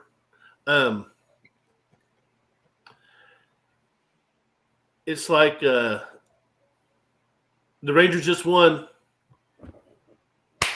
Sorry. Yep. So yeah, you're in trouble when you're bragging about going out against the Cardinals. So there's where you're at. Rangers won. Wow. Sorry guys, I'm distracted. Yeah, I would just point out though, is despite that, the Ravens still have the number 1 scoring defense in the NFL. Yep. I think any time a team can be vulnerable in any game. I mean, we've seen this all season. San Francisco for a while we thought nobody was going to be able to beat them at the very beginning of the season. Get a couple injuries, something happens. Now we're talking about should Purdy be benched? And I agree with Bo. He should not be benched. But still, I think any team can be vulnerable in this league in a given thing. But Baltimore that's a tough team. Still the number 1 scoring defense, and then you got Jackson, and now you're getting their running game into gear. That's a dangerous team right now. Yeah, is Baltimore the only team that's top 10 and top 5, top 10 in offense and top 5 in defense? I think they might be. I have to go back and check. Yeah, no, I think you're right. They're actually playing the most complete football in the league. Yeah. Which is why this game this week is going to be awesome, because it's the Seahawks Ravens. Like, that is going to be a battle. Yep. Agreed. Yeah, we're going to be getting the scores here in a minute. But, Bo, the Bungles put a thumping on the NFC's best, beating the 49ers 31-17. Bungle quarterback Joe Burrow throws for 3 TDs. Joe Mixon rushes for another against that vaunted 49ers D. And all this without the usual performance from Higgins. Bo, should we be afraid of the Bengals? Very afraid?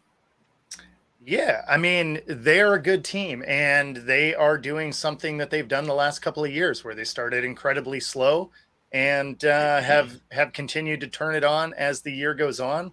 So I mean, it's encouraging if you are a Bengals fan, especially when you see Mixon finally running, right? Like it's something where he took less money, he stays there, and then he just kind of wasn't the same.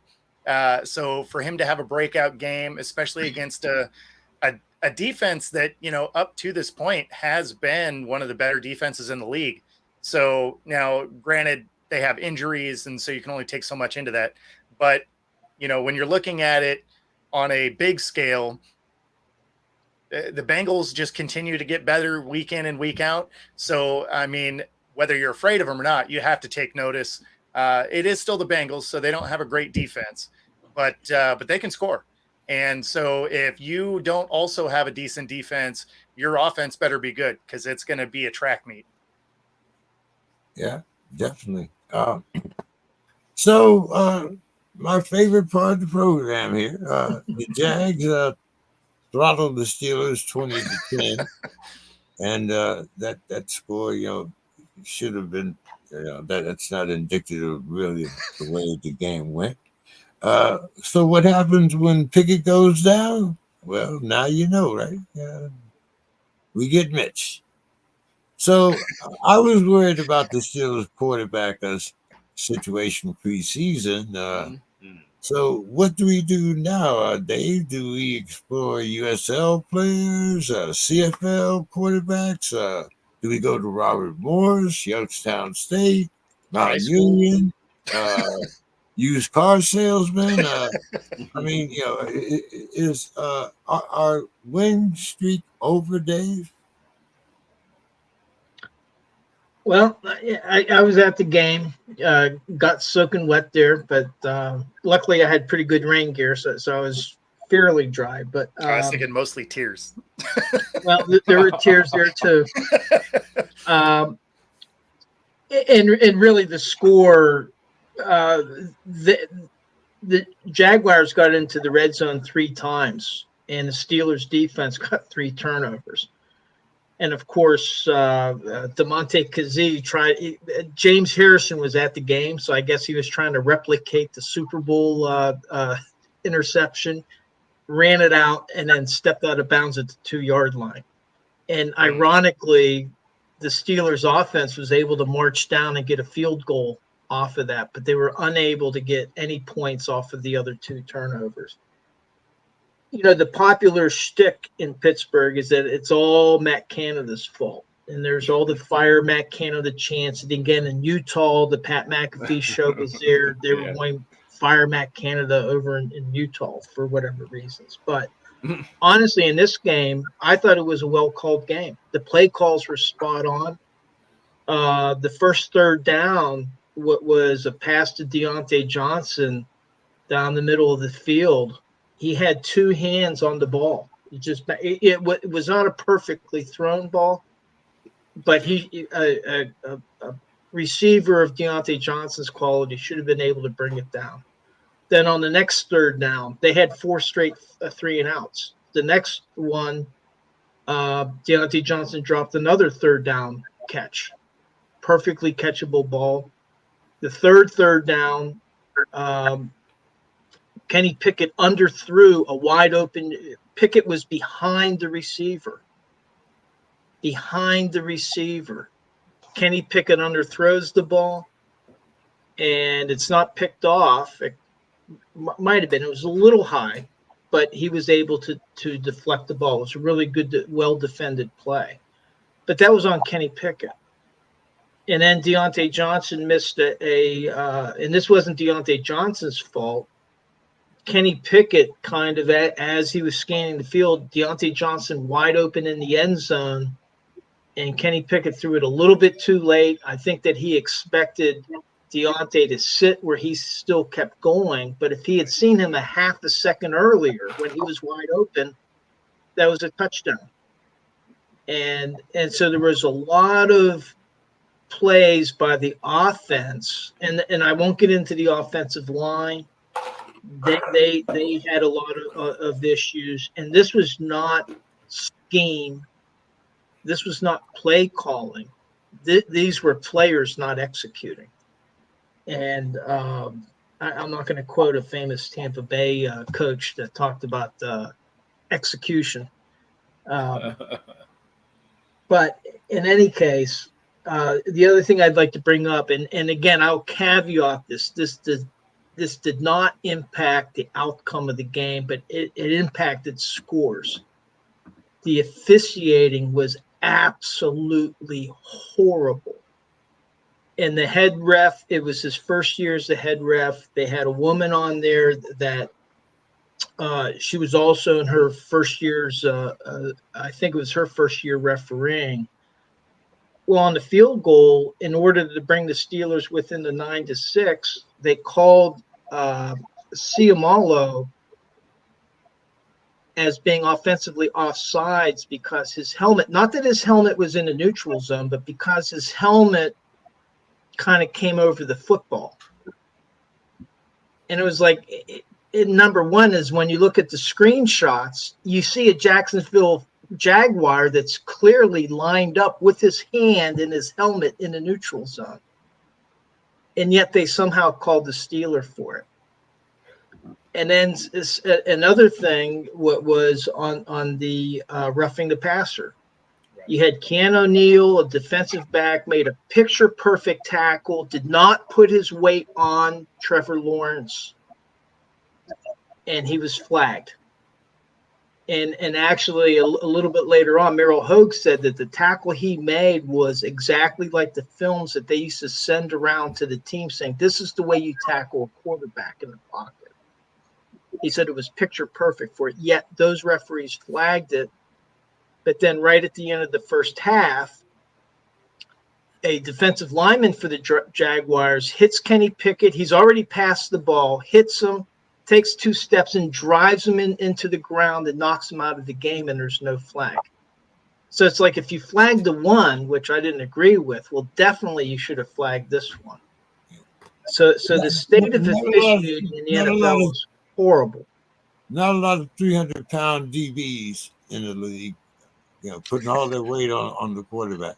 Correct. And I could go on. There was more, but I'll cut that short. But the bottom line is that the Steelers, in order to, the next 2 games are going to determine their season.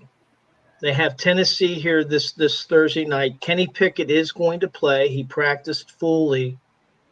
He said that he tried to come back on Sunday, but he wasn't able to throw with his full motion, so he didn't play in the second half. But he is going to be starting the game, and then they have Green Bay the next game. But you got Haywood coming back too, right? Say again? You have Haywood coming back too this game, right? And Cam Hayward was activated. So really what it comes down to is can Kenny Pickett show that he's a starting quarterback? I believe right now the jury's out. He's had 20 games under the belt, and he's just not reading the field quickly enough. And he's not taking what the defenses are giving him. And number 2, what I'm hoping, Cam Hayward was not expected back until the Green Bay game, which is another 10 days from now. I'm just hoping that he is not coming back too early, but they really need him because they're going up against Derrick Henry. And the Steelers defense has been having they did manage to bottle up ATN somewhat in the running game. They had a miscommunication in the secondary, and Joey Border got burned for an ATN 56-yard touchdown. But these next 2 games are really going to determine the state of the Steelers in 2023. Because after that, they're going to be starting to get into the division games, and they need to win these next 2 games. So 9-8, or is there a tie in the future so we don't lose that winning record? I'm not going to predict a tie, but I think it all rides on these next 2 games. If they don't win these next 2 games, they have not had a losing season since 2003, which actually predates Mike Tomlin's tenure. That's the last time the Steelers have had a losing season. Well, this season could be it, depending on what happens between Pittsburgh and Tennessee and Pittsburgh and Green Bay. Oh yeah. I have to touch on this, even though I know it's time for us to go on into our scores. But Don, you still there? Is Don here? Is Don back? Yeah. Let me see. Yeah, he's there. Okay. What do you think about the Phillies getting I'm here. sweat? What do you think about the Phillies getting sweat?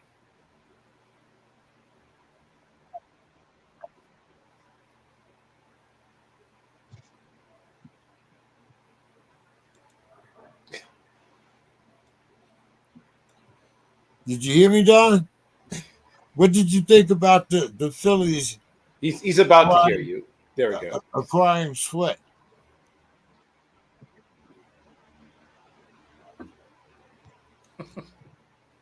I don't really keep up with the Phillies. I don't know. I mean, no, the Eagles. The Eagles. They got Montez Sweat from the Commanders. The Eagles. Yeah.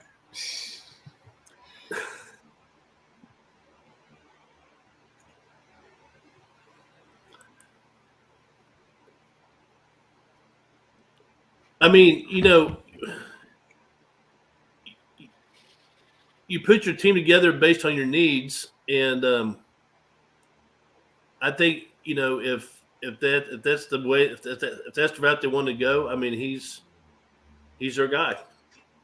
But I really haven't been keeping up with that. I've been watching the Rangers. I'm sorry. What did you think, Bo? Yeah, I mean, I forgot to touch on that. I should mention he actually went to the Bears. That's where Montez. Yeah, to the Bears. That's right. Yeah, to the Bears. Yeah. So the thing that's funny is I don't think that helps the Bears. I mean, it was a very Bears thing to do. They gave up picks for a guy they're going to have to sign at the end of the year. And, it's one guy and they're roughly another, 24 guys away from being good. So, and I understand there's only 11 on either side. So that should let you know how many guys they need to be relevant. So, I mean, is he a good player? Of course. Is he going to make the team better? Sure. At his position? Absolutely. But there's so many holes and so many things wrong with that Bears team. A one-player splash play at the trade deadline is not going to help that. I mean, it won't move the needle for this team. Yeah. I'm with you going to the Bears. Although it may help his pocketbook, it does not help their depth chart in the long run. So let's get into our predictions here. As we're always sourced by DraftKings Sportsbook. Someone anonymous person always goes and gets these odds for us. So let's start with tomorrow night's game. We had the Titans getting 2.5 versus they're getting actually 2.5 versus the Steelers, and the over under is 36.5. Let's start with you, Bo. Yeah, so it's funny. I actually think the Titans can win this outright. And then over under, I do think it's going to be a low scoring game. So, man, 36. It's a terrible. I think I'll still take the under on this game, but I'm going to take the Titans to win outright.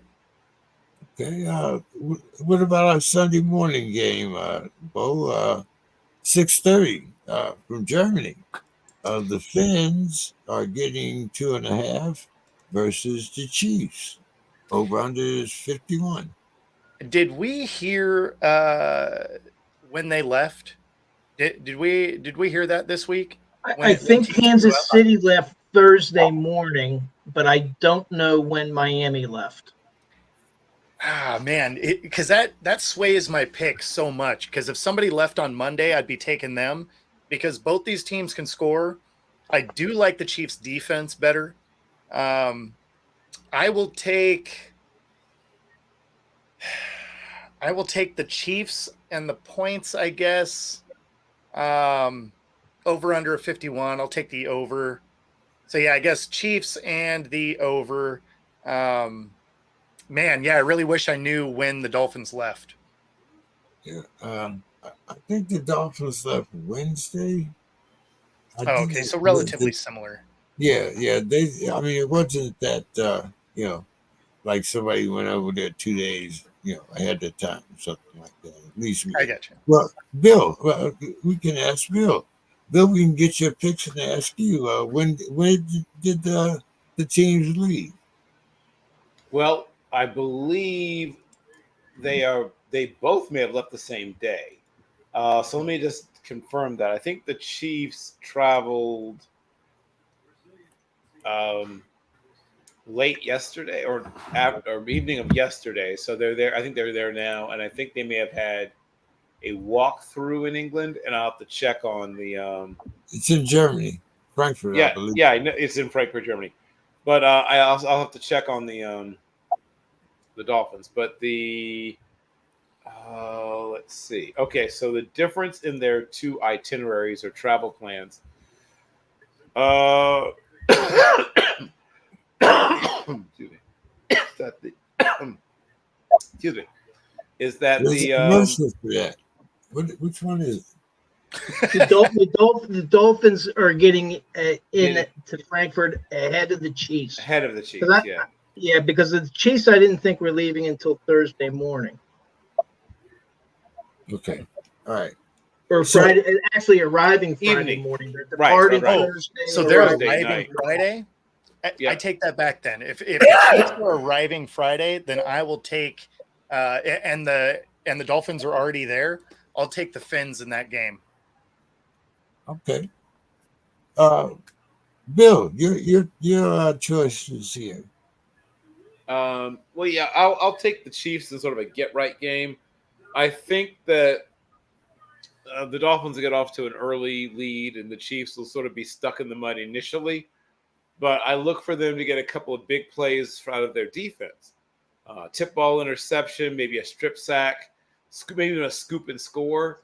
I just think that their defense ends up being, oddly enough, their defense in the running game ends up being, the things we don't talk about very often ends up being the factor. I think that we get about 111 total scrimmage yards out of Isaiah Pacheco and 39 total yards out of the Jarrett McKinnon. And I think McKinnon also has a touchdown, like a little angle route. So I think that there's 2 touchdowns from the running backs. And, Kelsey just does one for flavor because, he likes to get a little touchdown here and there too. But I think it's a lower scoring game than most people think. I'll take the under in that game, and I'll take the Chiefs. What about the Titans and the Steelers tomorrow night? I'll take the over in that game, and I'll take it's still Mitch, isn't it? Yes. No, it's going to be Pickett. No. Oh, that's right. Pickett said he'll play. Okay, then I'll go ahead and take the Steelers. I think that the magic that was Will Levis in that William Donovan Levis in that first game. I think some of the bloom comes off the rose when you get a little tape on a rookie. And I don't know if Nuke Hopkins will be able to I don't know if he bathed in the blood of infants or whatever it is, but whatever it was that allowed him to be 6 or 7 years younger for that one game, I don't think he'll be able to replicate it again. Okie doke. Don.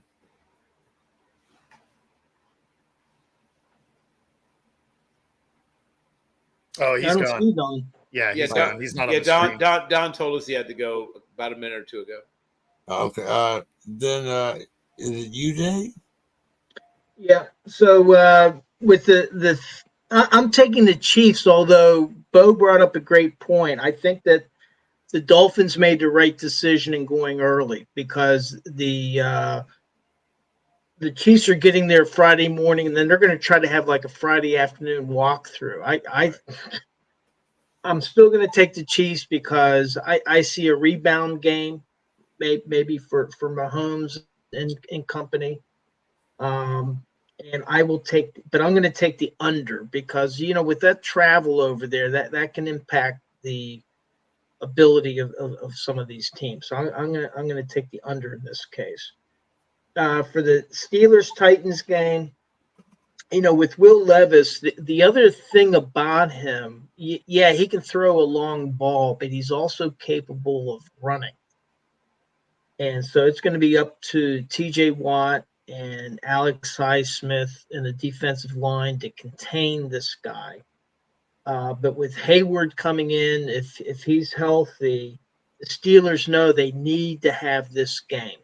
That they have to. So I'm going to take the Steelers, and the Steelers are going to be without Minka Fitzpatrick. Yeah. So they're going to have a patchwork secondary. And of course Derrick Henry, but that's why you got Hayward in there. So I'm going to take the Steelers, and I'm going to take the under in that game.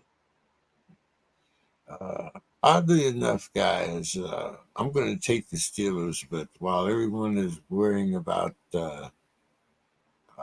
Derrick Henry, I'm hoping that D-Hop doesn't have another big game. But I'm taking my Steelers again, whether it's a sandwich or a full course meal. So I'm taking my Steelers. The Fins and the Chiefs, I'm going to take the Chiefs, but I'm going to take the under.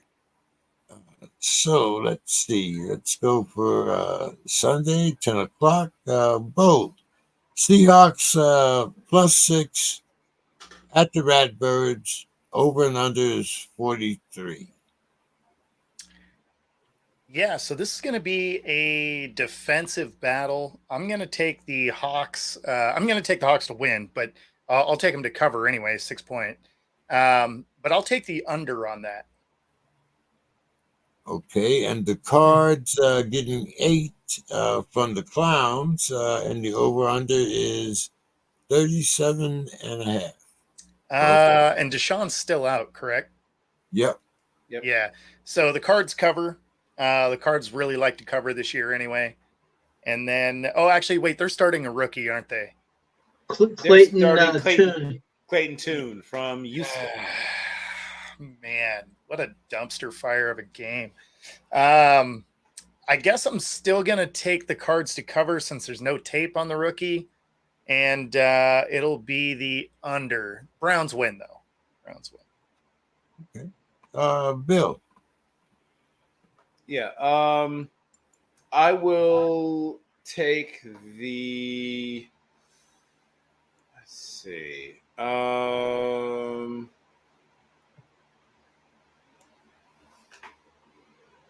Yeah, I'll take. So the Seahawks are getting 6, right? Yeah. Yes. Yeah, I'll take the Seahawks. I think it's a very close game. Even if Baltimore wins, it's gonna be like 4 points. And the over-under is 43. I'll go.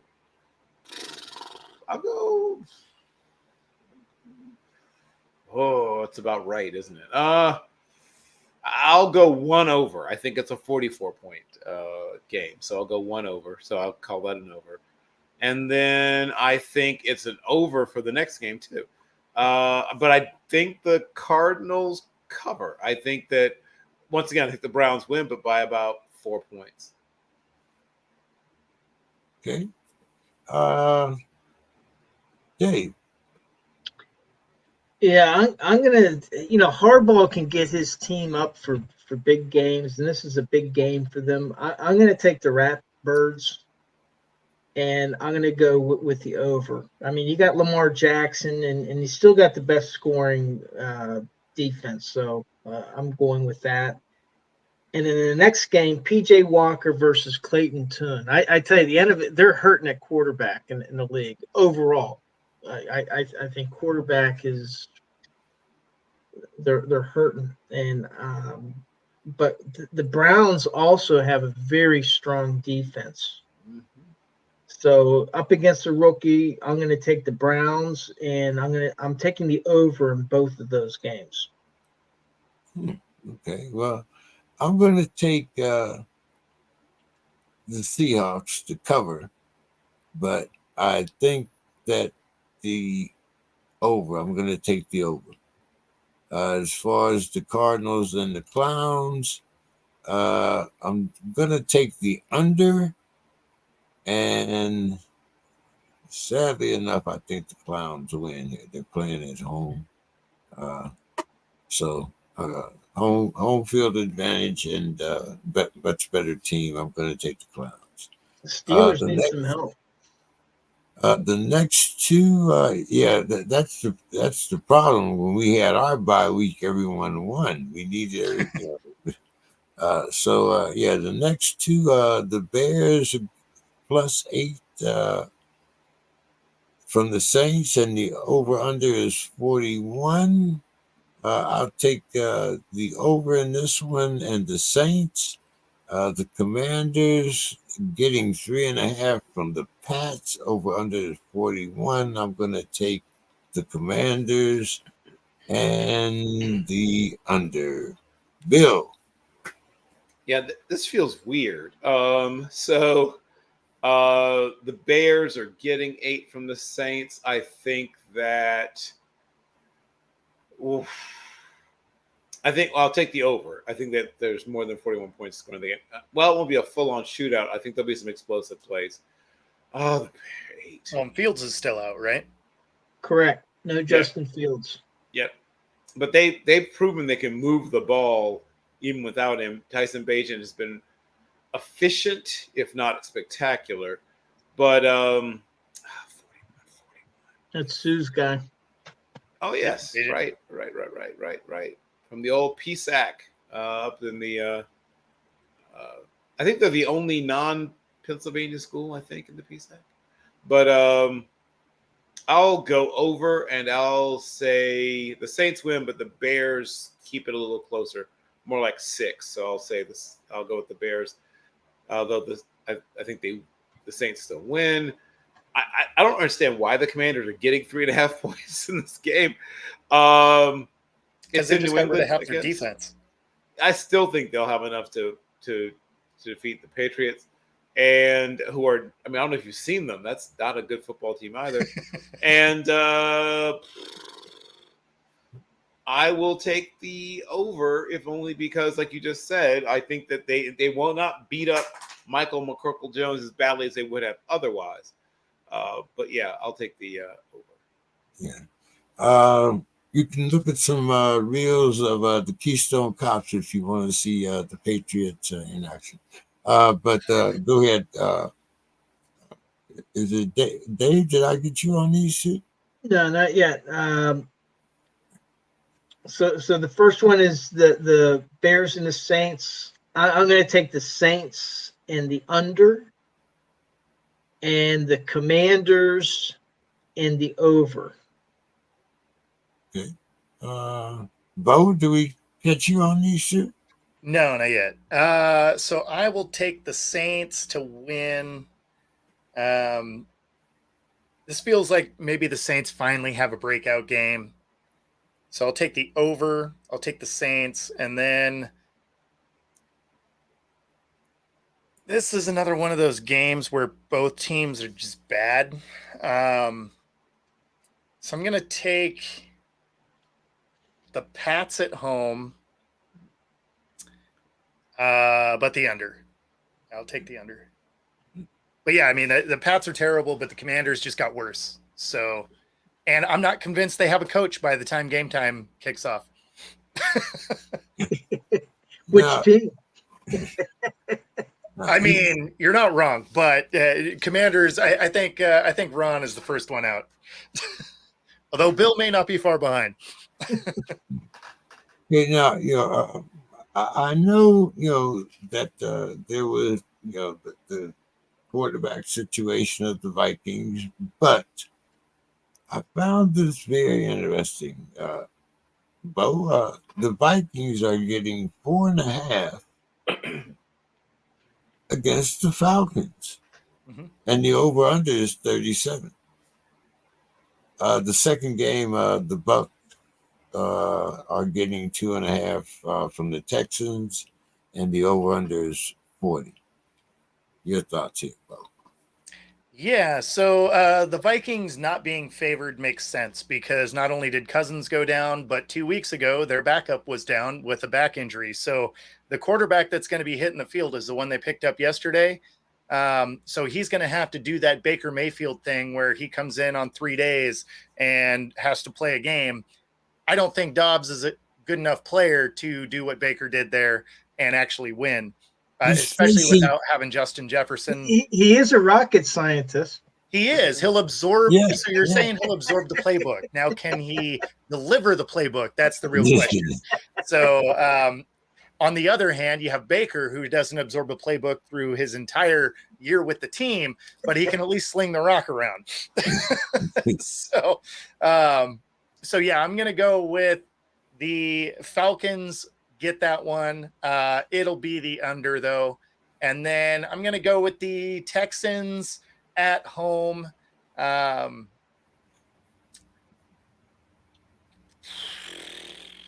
guess the over. I don't feel good about it, but I'll do the over on that one. I'm kind of torn here, Bo. The Vikings, Falcons. We get Dobbs against Heineke, right? Yep. So 4.5, I think is too much for either team at this point. Over under 37. I'm looking at this more as like 14-10, 13-10, something like that, maybe 17-14. But anyway, I'm going to pick the under. The Bucks, I'm going to pick. I got a Bill moment here. The Bucks 2.5 against the Texans, and the over/under is 40. I'm going to take the over, but I got to take the points here with the Bucks. So sorry, Grandma. Bill. Yes. So I will take the Falcons and the over.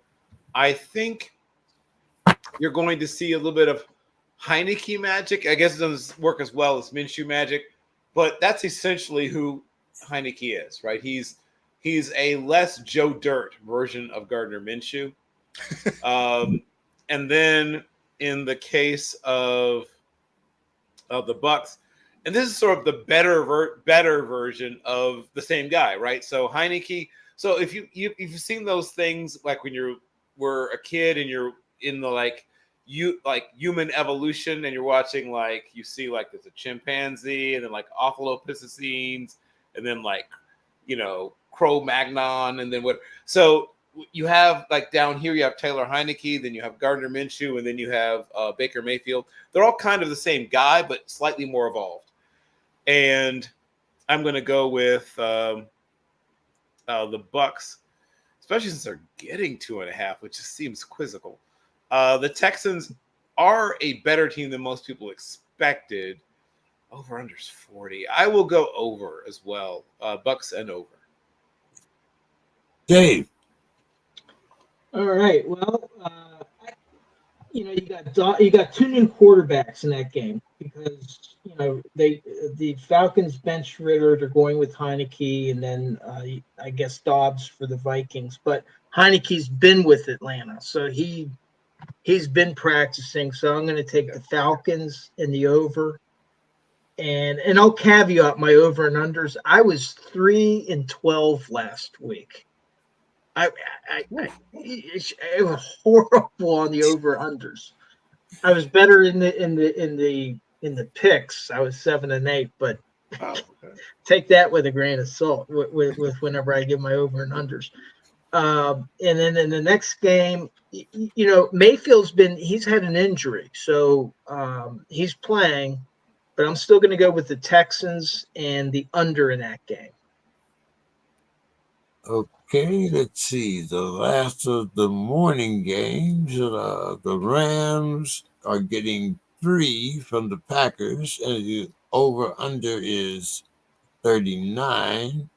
I'm going to take the Rams and the points and the over on this one. The first afternoon game, the Colts are giving the Panthers 2.5, and the over under is 44.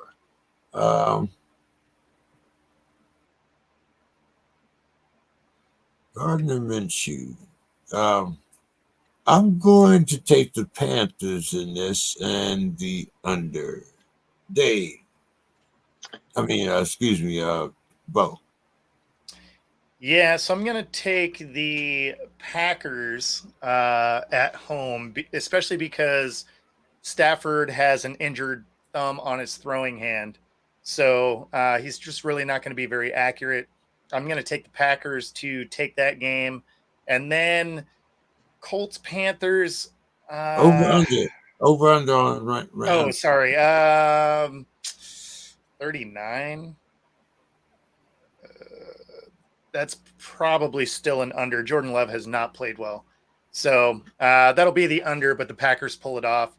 I don't even know if they cover, right? A 3-point. Like, I think it's going to be that kind of game. Could be a push, could be a 1-point game. I just think the Packers get it done. And then Colts, Panthers. Let's see. Who is starting for the Colts? Gardner Minshew. Minshew. Yeah.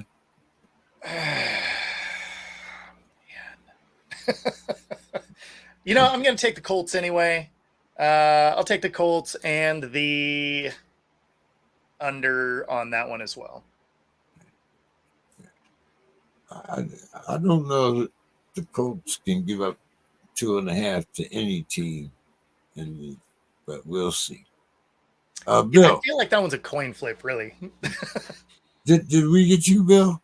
We're getting to me now. So I'll take the Packers and the over, though barely. I think it's like 41. I'll take the Panthers and the over for that one as well. Okay. Now we get to the meat here. I still haven't done those games. I know it's go ahead, Dave. That's what he means by the meat, Dave. That's what he calls you, Dave. He calls you meat. I'm going to take the over in both games, and then Packers and Panthers. PP. Okay. So, Dave, the 125 game that everyone is looking for was the Cowboys getting 3 from the Eagles, and the over-under is 46. I'm going to take the over in that game, and I'm going to take the home team, the Eagles. Okay, and we also have a little comedy thrown in. The Giants getting 1.5 versus the Raiders, and the over-under is 37, Dave. Yeah, I got to go with the Giants just because of all the upheaval with Las Vegas, and so I'm going to take the Giants in the under in that game. Bill, what do you think? I will take in Cowboys Eagles. I'll take the 3. That's right about just on the number. Oh my God, I hate you people. I'll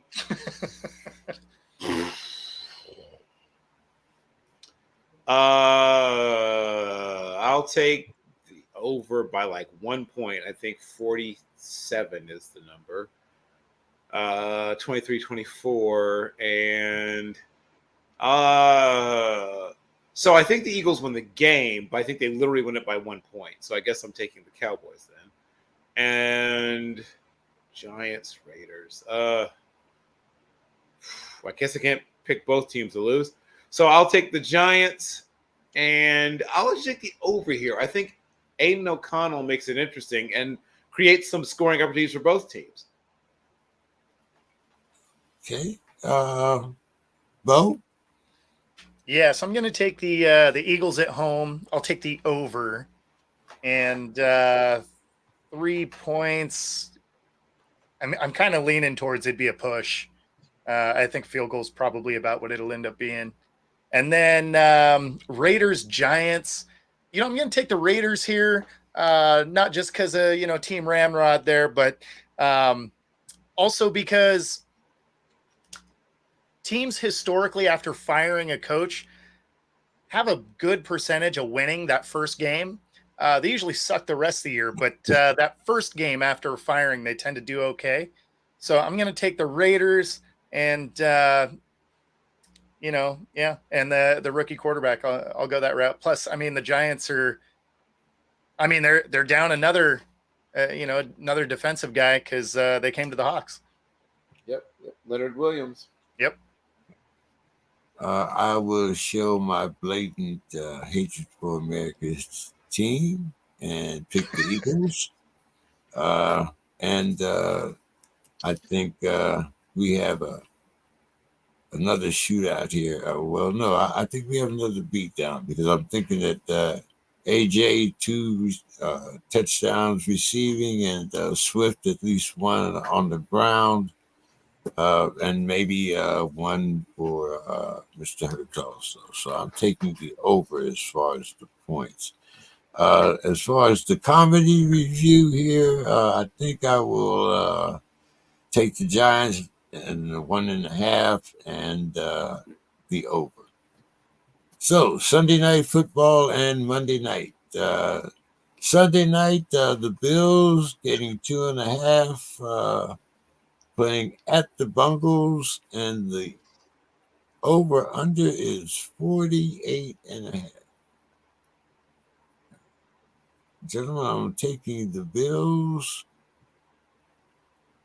and the over. As far as Monday night, another good game. The Chargers giving the Jets 3, even though the Jets are the home team, and the over-under is 41. I'm going to take the Chargers, get the points, and I believe this is definitely an over game. So let's go to Bill. Give us your predictions and your final thoughts. Sure. So for the Sunday night game, give me the Bengals and the under. And for the Monday night game, give me the Chargers, because the Chargers are getting 3, right? They're giving 3. The Chargers are No, getting getting, 3? receiving. Okay, Yeah, that makes more sense. 3. Yeah. Okay, the right. So Chargers they're -3. right. So the Chargers are Yeah, they're giving 3. They're the giving Chargers. Yeah, they're the giving Jets 3, are not plus getting 3. Giving. Oh, okay. That seems so strange to me. Okay. Well, I'd like to say push here then, but I won't. I'll go ahead and stick with the Chargers, though I feel like it's going to be a push. And I will say over. I think there's a little more offense in that game than people are expecting. And then in terms of final thoughts, obviously we all are aware of the passing of one Robert Montgomery Knight. He cast a large, and somewhat troubling shadow for a little over 4 decades over college basketball. Obviously, some of us remember him from his days at West Point, where one of his team captains and a captain in the U.S. Army was a young Michael Krzyzewski, who, of course, went on to be a pretty darn good coach himself, another member of the 900 Win Club. He was a person that was, though he never served, he was a fan of military history and studied military history. And one of his heroes was George Smith Patton. And like George Smith Patton, he was a brilliant tactician, a person who could motivate, a person who could drive people beyond their limits. And like George Smith patent. He didn't really care what it took and what it cost. Sometimes some of the people that he drove and molded and shaped, and he was more concerned with, the outcome, with whatever the goal was, than maybe what he did to you or for you. Certainly there are former players of his who fiercely defend him and talk about, how he was practically a father figure to them. And of course, they're not lying. I mean, I'm sure that was very much true, but also there are a lot of young people that he abused, if not physically, then emotionally. And certainly in that day, no one thought about or cared about what a coach did to a player he was trying to make great, right? And he made many of those players great. The 76 team was the last college team to go unscathed, untouched, and undefeated. And we may never see that again. But for all the great things he did many great things, and I will never, I don't plan to speak ill of the dead, but I do plan to speak truth of this particular person. And he was complex, many-faceted, and troubled in some ways. He almost never seemed happy, no matter how much success he had. He always looked as if he had just swallowed a live chipmunk. And I will say that, while he had a sense of humor and was capable of even cracking the occasional, sometimes very funny joke, there always seemed a certain amount of like a haunted, almost like like he was pursuing something he would never truly catch. Even, in perfection, he never seemed fully satisfied. I hope he finds that satisfaction and that peace now as he goes to his great reward. But he definitely left some wreckage along the way. But rest in peace, Robert Montgomery Knight. Yes, we all remember Christian Knight. Dave, your predictions and final thoughts. All right. So for the Bills-Bengals, I'm going to take the Bills and the over. Maybe they can give the Steelers some help. And in the Monday night game, I'm going to take the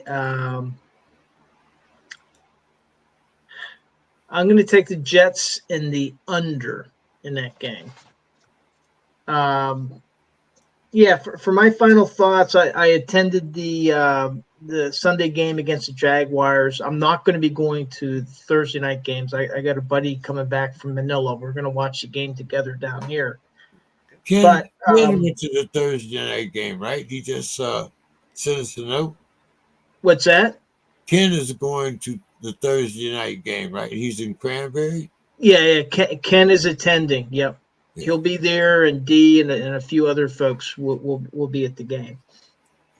And but what I want to mention is at Sunday's game, I got to meet Matt Spaeth in the Champions Club, former tight end. Yeah. Really awesome getting to talk to him. And then at halftime, James Harrison, Aaron Smith, Jerry Moon Mullins, wow, and a family member of the late Ray Mansfield, who passed away a couple of years ago hiking in the Grand Canyon. They were honored during halftime for being inducted into the Steelers Hall of Honor. And I was able to shout over to them from my seats are right by the tunnel. So I was like standing in this stairway, just shouting down at them. But James Harrison, he came out, and when he walked out onto the field, he just had like this scowl on his face, like his game face. And the people went nuts.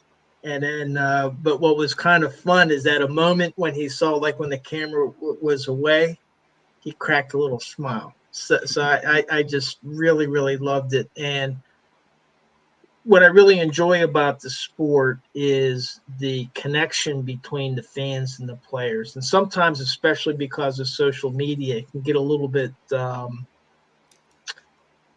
noxious. I mean, because you have fans that have over expectations and they become overly familiar.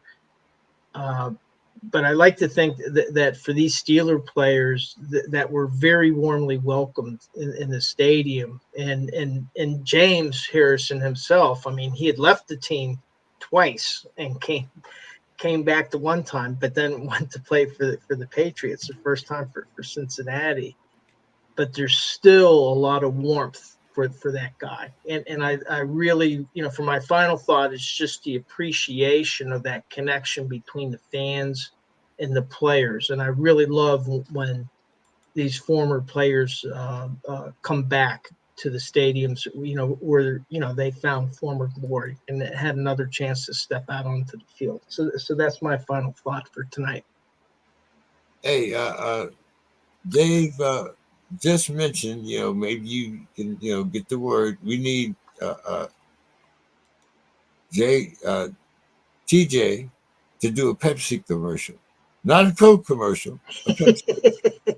Well, JJ is going to be at the game Thursday night. JJ Watt. Yeah. Okay. And well, he said he's going to be twirling a towel for the Steelers. So, but you want him to do a Pepsi commercial? All right. Yeah. We need something, to get the taste of that Coke commercial from me and Joe Green. I don't know. Yeah. Just saying it as a Pepsi, consumer. Anyway, Bo, come on down, man.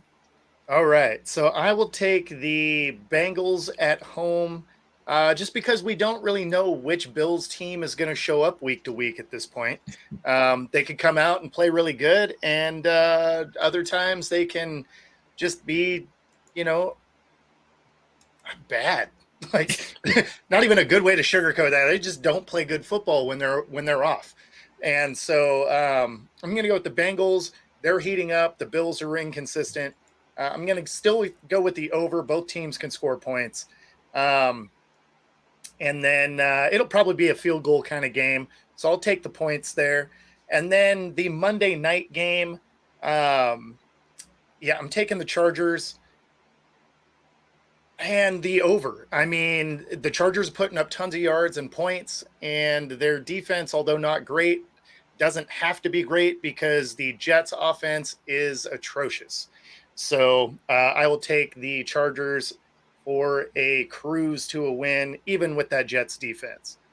And then my final thoughts here is, can we stop this nonsense with the calling out women that are in our industry as they don't know anything because they didn't play ball? I understand that you feel like you probably knew something because you were a bench warmer in junior high, but there's a lot of really smart women in our field, and I don't know why I keep seeing these posts.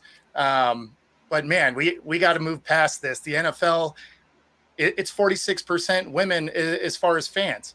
So I don't really know what it is you think you're going to prove by being a jackass on the internet, but I reel it in. Well, undisputed, maybe. I'm just throwing that. But hey, guys, as always, it's funny how we can turn a 2-hour show into a 3-hour show, but it seems to happen every week. So, with our usual fervor, we will be back next Wednesday talking sports again. If you got a 2-hour timeline, you might not want to tune in. You might just want to tape it. So anyway, with that being said, thank you guys. Enjoyed talking sports with you, and hope to see everybody next week. Have a good one. Take care, everybody. Yes. Take these guys. Congratulations, Rangers. Yep. I see you